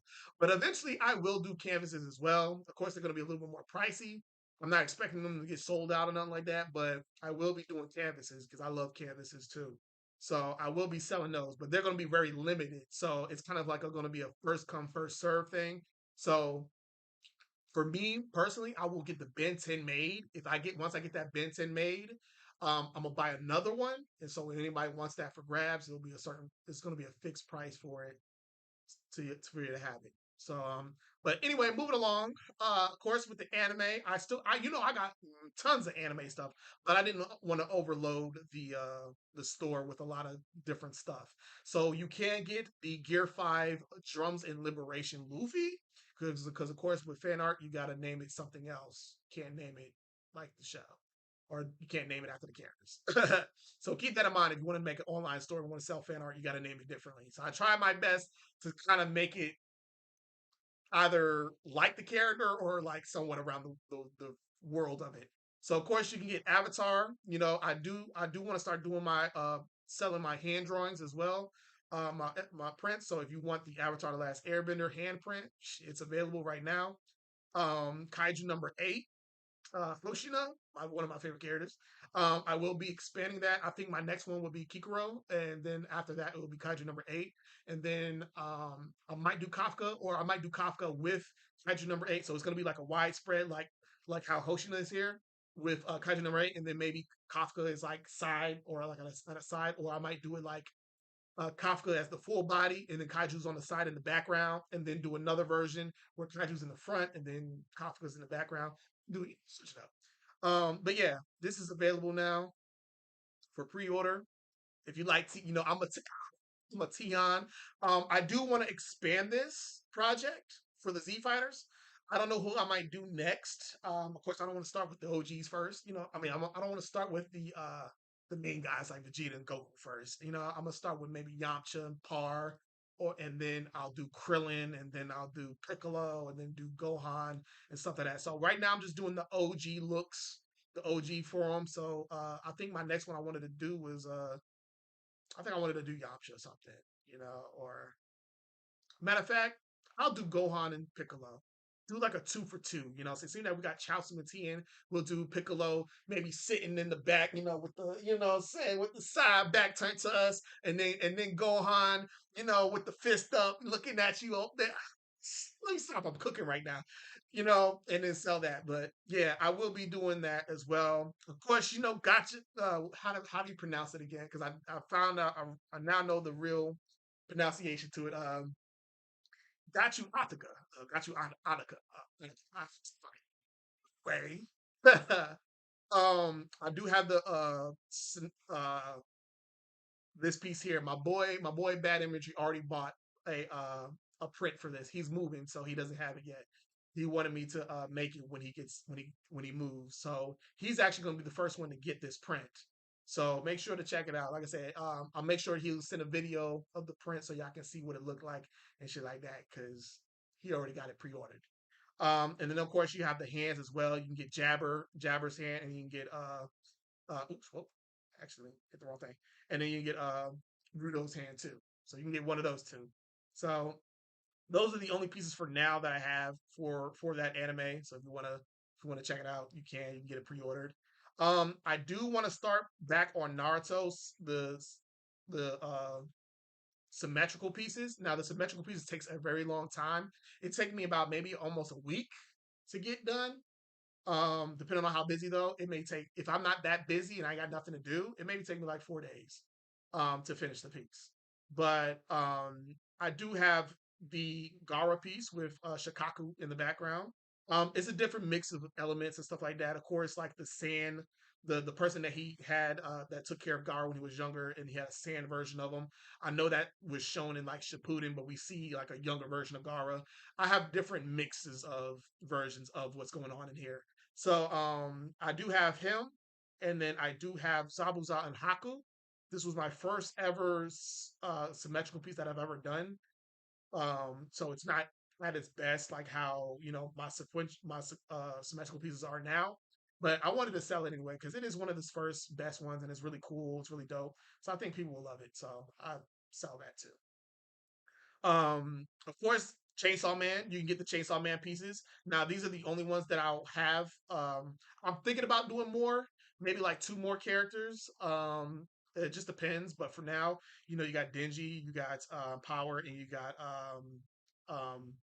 Aki as well. Oh, I did do another one. Oh yeah, you got Reza. I think that's how you pronounce her name. I did her as well. So you got those four. So you got a villain, and you got the main three characters too. So yeah, you can get those four pieces. Of course, if you love Afro Samurai, I do got some Afro Samurai pieces. Now I am working on a symmetrical piece with that. It's just I ain't getting no motivation right now for it. But you can get the split right here, or you can get the hand version of his piece right there for the print. Get going to Don Don, you know it. I did drop the Don pieces. I thought I dropped all of them, but I didn't. I only dropped it Okuran. But you can get Okuran, you can get Momo, you can get Turbo Granny, and then you can get Arya as well. I will be expanding the other characters too. For now, I just have those four. I did do uh what you call it, but I think I might redo her though. But yeah, you get those unless you want if you want just the three of them because I know it started out with the three of them. You can get Okuran, Momo, and Turbo Granny if you want. Um, she's just part of the piece. I know some people don't like her character, but if you want a complete set, I got it for that. I'm not so much with Overlord, but if you want Overlord, I do have this piece here. I just need to update it, but it's gonna still look the same. It just won't have those little white borderline things that I did a while back. I don't know what in my brain told me to do that shit, but it will just that's the only thing that's gonna be taken out. But you can get that piece. Um, as well as Dragon Ball. If you want Gohan Beast Mode in my style, boom, I have the Dragon Ball Z style. If you like solo leveling, I think this is one of my best pieces I did from solo leveling with all his summon, all his generals, or I forgot how you call it, but they call them it's his shadows, but I think they call them his generals. You can go in. I think I'm going a little bit closer. Hold on, let me see because I know everything is all black, so you can't really see too much. But like I said, you got all his generals and everything like that he collected so far in the show. So yeah, you got that. And then of course you got the Dragon Ball Z sets. The last piece of the animes is the Dragon Ball Z sets. You got Piccolo. Now that's what I said. These take very long. So I did change them up now. So now you are able to get the Dragon Balls in there. But the thing about this Piccolo set, because Toriyama's favorite character was Piccolo, you get his name. I did put Toriyama's name at the very bottom in the left hand corner, so you get his name at the bottom. But the rest of them, you can get Majin Buu with the Dragon Balls around him. You can get Cell with all the Dragon Balls around him. Get Broly. Now I didn't do the other version where he has the bluish hair or whatever like that. I just went straight from black hair to his legendary form because this was one of the first symmetrical pieces that I did too. So he was new too, and I rarely drew male characters. A lot of people was like draw male characters, and they happened to be one of the first ones to do. So you can get the Broly one. I think it's really cool. It's iconic with what I did for my first startup of sequential for symmetrical pieces. So I did Broly, and then you can get Frieza as well with all the Dragon Balls around it. So you get the main DBZ villains as well as the one of the best non-canon villains, and then you get Piccolo. You know what I'm saying? Um, so you get him as when he was a baby, from out of the egg when he was a kid, for what he is now, Kami, Demon King Piccolo, and you get his orange Piccolo for him. So Piccolo. Now some people were like, "Where's Nail at?" And I'm like, "Well, he didn't grow up. He didn't grow up being Nail. They maybe combined together, but he was not. Piccolo and Nail was two separate characters before they fused. So that's why I don't have it. It's mostly a Piccolo piece. So that's what I would do is a Piccolo piece. So if I did a Namekian piece, then I would have Guru, the Guru at the top, have Nail on the side or something like have Piccolo on the side, have Dente in the center, you know what I'm saying, and have the Namekian or have the Namekian Dragon Ball dragon coming out as the front, and then have like the Guru underneath and shit. Like I would do it like that. I thought of doing a Namekian piece. Some people was like, "Oh yeah, you should do a Namekian piece like that." I was gonna do that first, but like I said, I'm doing a lot with Dragon Ball right now than any other anime, to be honest with you, which is crazy. But and then I do have in the more section, I do have video games. You can get the two Sonic pieces. I have the Sonic piece for them. You get Eggman, you get it's more like I did this style to be more retro, a little bit retrofitting. So you get Sonic, you get Metal Sonic in the right hand side, you get Eggman at the top, you get Shadow right there, you get a Chaos Gem there, and you got Tails and Knuckles there. You know what I'm saying? I really love this piece. I wish, I might get this. I might buy this myself too, and get this into a canvas because I do like it, and then it fits perfectly for hold on, what's the next one? And of course, you can get Arcane Jinx too. I got two different versions of Jinx, one with a blue tint, one without blue tint. I like the blue tint one. It's real like a hit to the song "Paint the Town Blue." And then of course the shadow piece. Of course you got Omega, you got Rogue, Rouge. Excuse me, you got Rouge, you got Maria, you got Mephiles, I think that's his name. I can't remember. You got Doom, and then you got Shadow, and you got Sonic on the side. That's what I did there, um, and stuff like that. So you can get that. You can get that as well with the Sonic piece. I think it goes hand in hand. It's really cool. And that's how I do my semester piece. Those are for people who wants to get commissions with those. Those would be like $300 because so you see how much that comes with it. I do at least about 6 characters, maybe 5 to 6 characters for free. You get it fully colored. You can do it fully symmetrical, or you can do it non-symmetrical. Like the shadow piece, it's non-symmetrical. Like Maria here, she's symmetrical, but everybody else is not. Or like in the, oh, let me see if there's another piece. I think for the I think for the solo level piece, majority of them are all symmetrical from straight down from Jin to Igris to Tank and Iron. They're all symmetrical, but Biru and Fang, they're all looking in different directions. So that's what makes it semi symmetrical. You know what I'm saying? Or asymmetrical. You know what I'm saying? So sometimes you could be like, oh, I want these two characters to be asymmetrical and these symmetrical. So you can it's up to your choice. But I already have options there in the thing. But that's why they're 300 because it's so much to do for it, and can't wait to get people to buy. Get into those. I ain't never had a commission yet that somebody want a symmetrical piece yet. I ain't never got one yet. But I'm telling you, you ain't gonna be, and it don't have to be to the same character from the show. You can do a different characters. You can be like, oh, I want one character from One Piece. I want one character from Naruto. I want one character from Dragon Ball. It doesn't matter as long as it fits the rules of you know what it is and what you want descriptively. Yeah, I can do it. But yeah, I do want to do some more symmetrical pieces. Yeah, definitely want to do some more symmetrical pieces though, man. I think Solo Level was the last one that I did.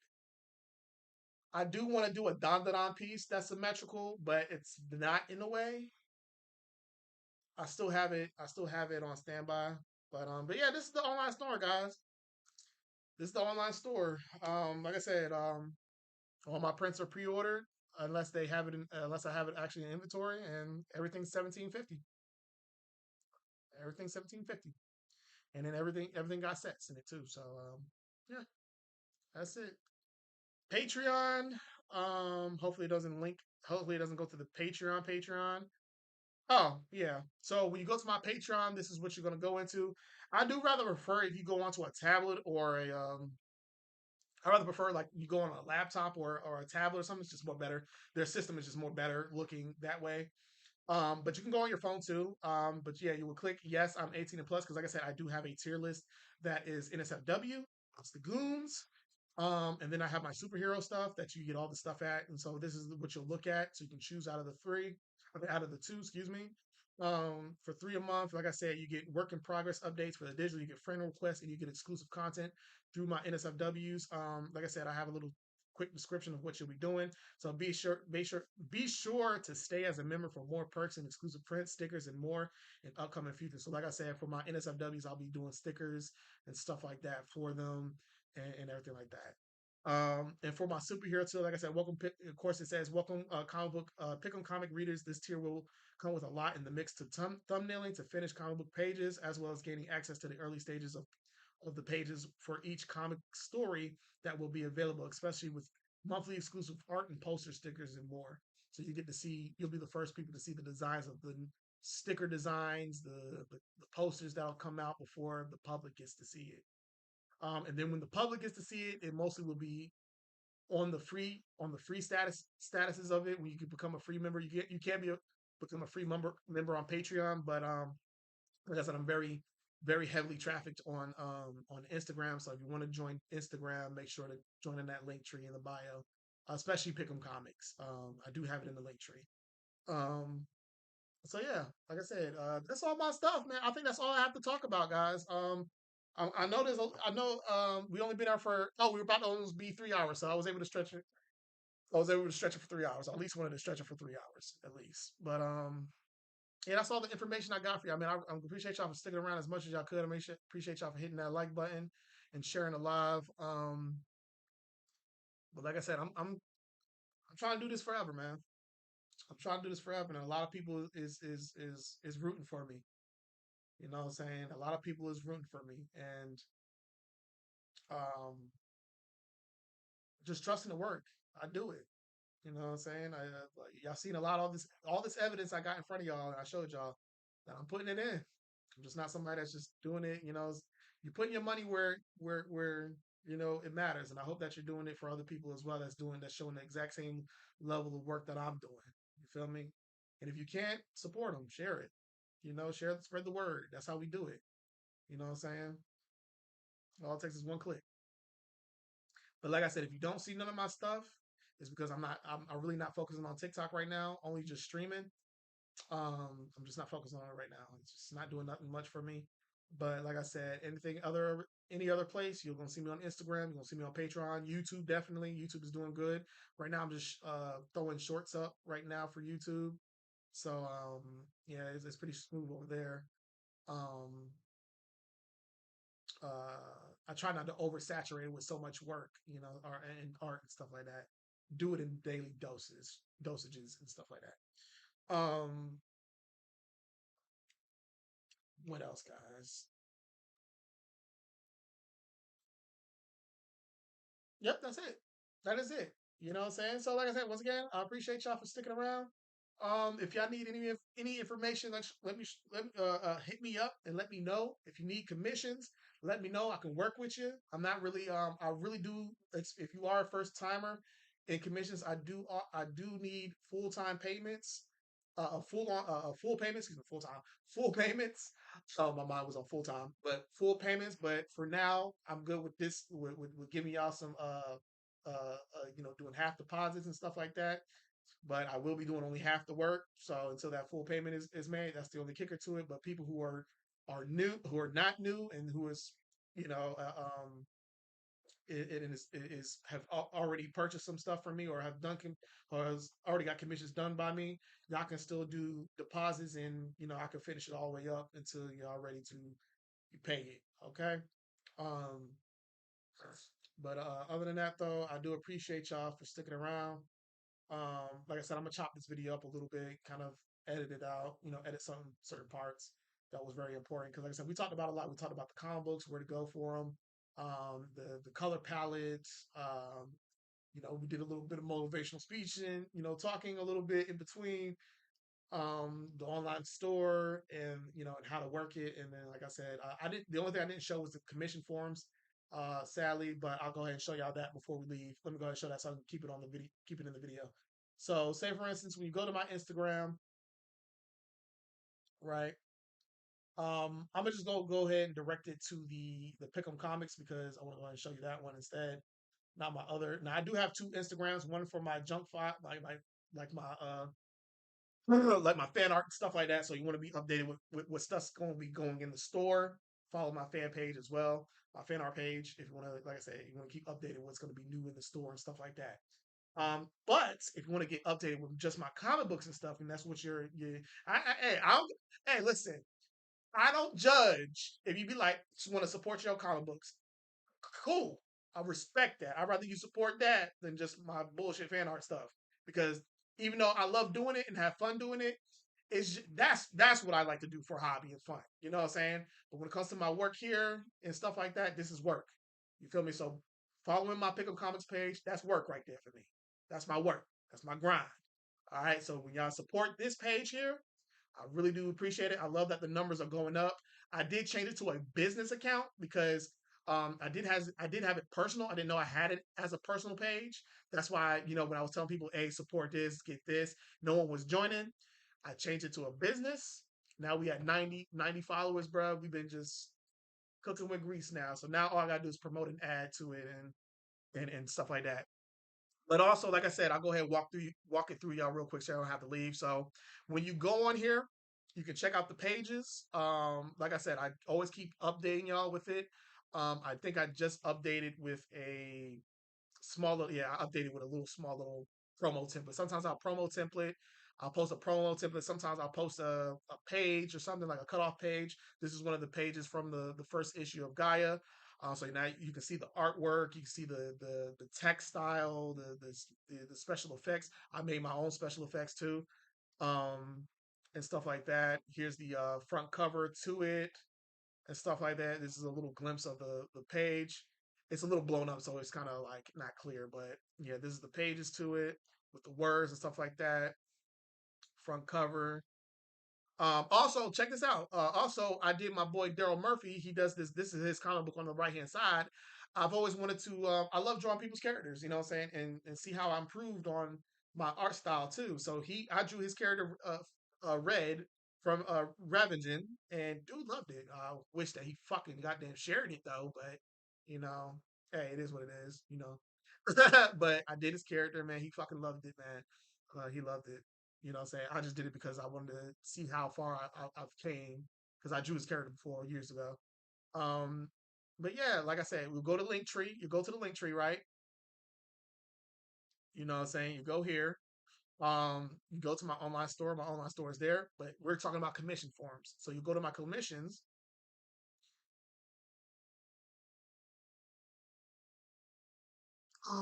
So when this happens, I ran out of space. I ran out of storage.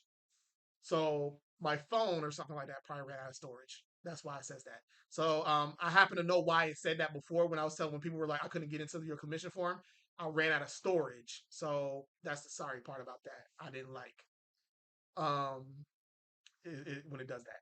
So now that it does that, good thing I look to check. And like I said, you can always go to my Patreon. You can always become a member. This is what it looks like when you look at it on the website. Nice, clean. Wow, Chef Kiss loved it. I think I did a good job. But yeah, you look at it and you can read at it and become a member. You can see out all the stuff that is free. These are the hold on, let me see.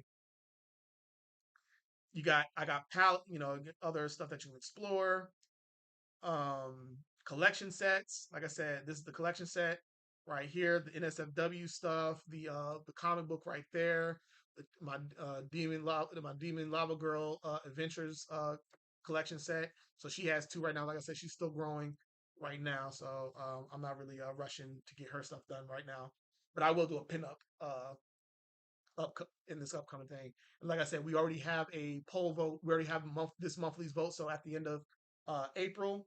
Ultra won this April's month NSFW art piece, so I will be finishing her up, and so y'all, so people that Patreon who's a member will see it early. Um, Also, I did drop a new Total Drama Island series, illustration series, Heather and Harold's Deal. So I did drop that, so it is available right there. Now I did drop uh, Aphrodite and Buddha short. Let me see if I can click it. Oh, it's not letting me click. Hold on. All right, there it goes. So now this is free to read. Some of y'all already read it because it's already public. But for people who wants to read my shorts, I also the difference between the public work version of it on my Instagram. I don't have extra details written into the in the description. So I have like episode one, the clips. Mind you, Buddha is a character that takes I explain my characters and stuff like that. As you read, uh, yeah. As you read, I have extra written stuff in between each of the panels that you can read more that you don't get on my social media platform. So, like I said, even though it's on Instagram, you can read it here and all extra juicy details about my characters and stuff on Patreon. And then there you go. You got the four split can stuff, and you can just do all that. And of course, you got all the free. This is the free stuff right here that you can look at and stuff. So yeah, that's it. That's the Patreon, guys, and it's building. It is building, guys. It is building a building block that I'm doing. So yeah. And of course, like I said, YouTube. You can join YouTube. My YouTube channel. You can always subscribe to it. Like I said, right now I'm just posting shorts. I'm just posting shorts right now. And everything like that. So some people seen a lot of stuff. Some of you have already saw some of the time lapses and stuff like that. But from here on forward, new pieces and stuff like that I will show. Like time lapse and stuff will be on YouTube Shorts. Stuff that I will show on Instagram, it'll probably just be an image. We'll call it a day. Um, but yeah, you'll get mostly all the time lapses here. So everybody saw the Battle Beast, man. Battle Beast blew up within an hour or so. So I really did appreciate people who enjoy it. And so I did keep the process of how I did Battle Piece the first time. A lot of people was like, "You deleted?" So one person commented, and they were like, they were in Rush. They were speaking in Russian. So I had to translate, and they were like, "Yo, man, I can't believe you crumbled. You literally just like crumbled up that first part and redid." It. And I said, "Yeah." Sometimes I always tell even the people that learn from me, I said, "You may not always do 110% every time when you do your art piece, but sometimes you'll slack. But don't get rid of it. Save it. Come back with a good mind. It may take you maybe a few hours, maybe take you a few days to come back on it. Like I said, with the Battle Beast, it took me a few days to come back on it, and now we had that Battle Beast. I like it. It was cool. It was dope. And hey, people like it. Um, so yeah, like I said, I get some hits and misses. Saying like the Miles Morales did really good, but the Spider Gwen didn't. Darkwing Duck, I posted Darkwing Duck 3 times. I deleted it twice and deleted this. I said once it did 193 views, I just kept that shit and said fuck it. I ain't about to repost and post it again. It's not hot right now. Darkwing Duck. Some people nostalgia appreciate and everything like that. It's just not hot. That particular cartoon and stuff like that. It's just not really talked about and hot right now. And stuff like that. So yeah, it's just it is what it is. It just depends on what's the talk of certain anime and stuff like that, or certain shows and shit. Like I tell people, Coraline was my biggest one.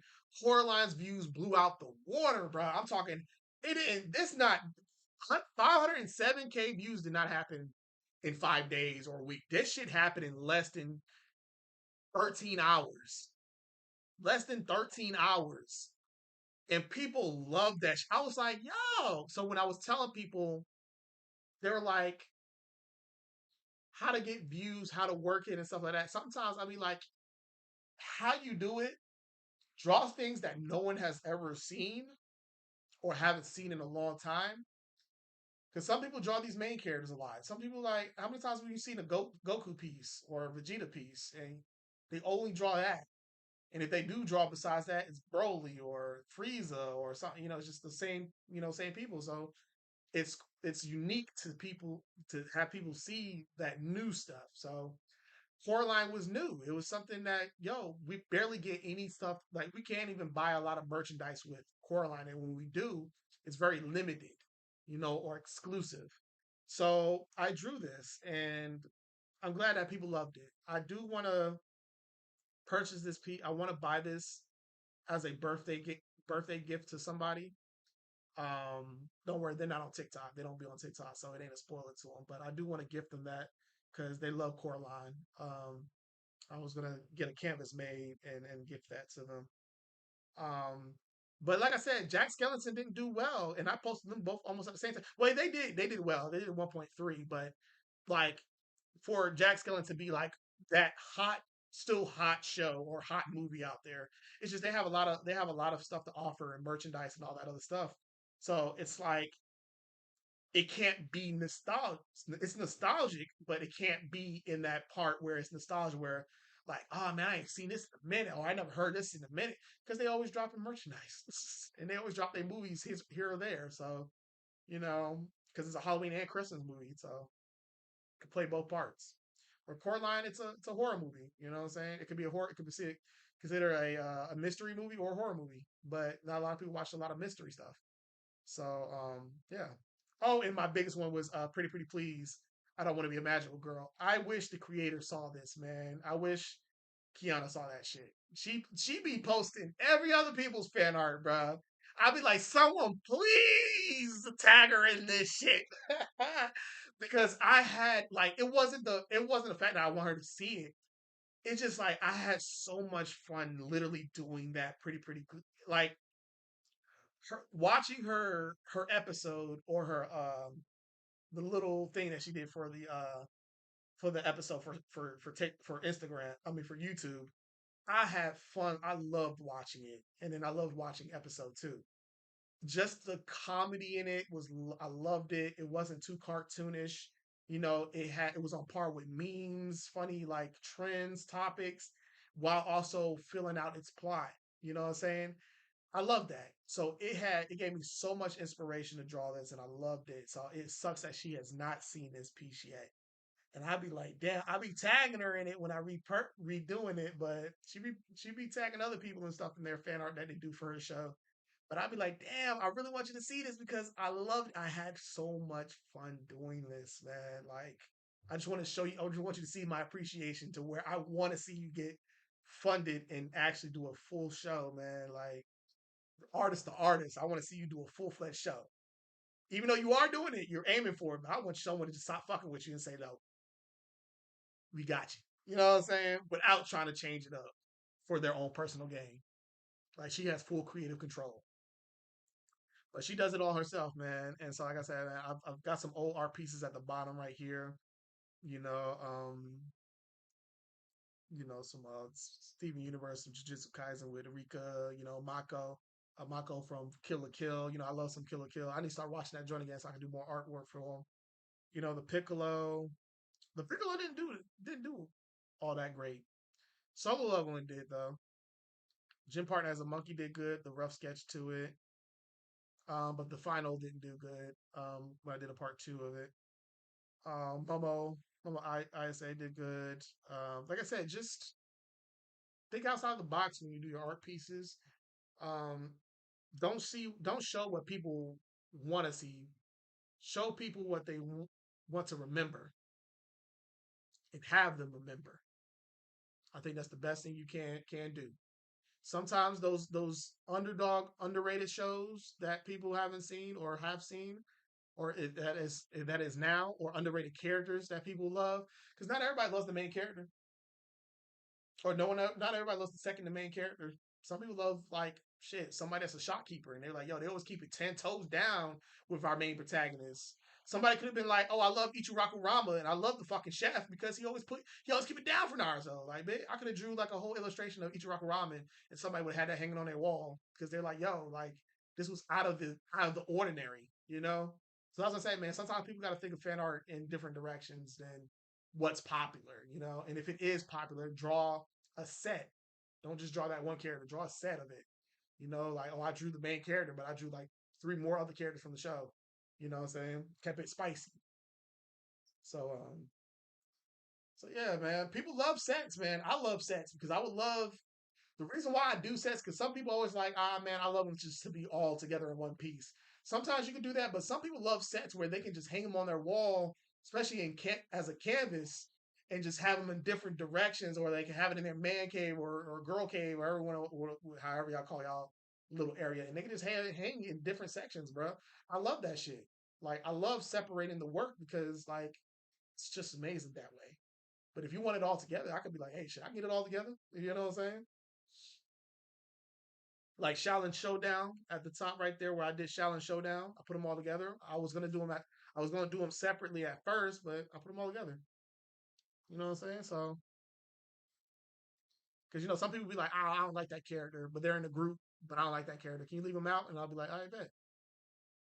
You know what I'm saying? So it just comes hand in hand. But like I said, make sure to support the comic page. Like I said, it's not really a lot on here. Yeah, it's not really a lot on this page, but like I said, you get to see some of the pages and certain things that I work on and stuff like that. So yeah, make sure to follow. We building up, baby. We building up.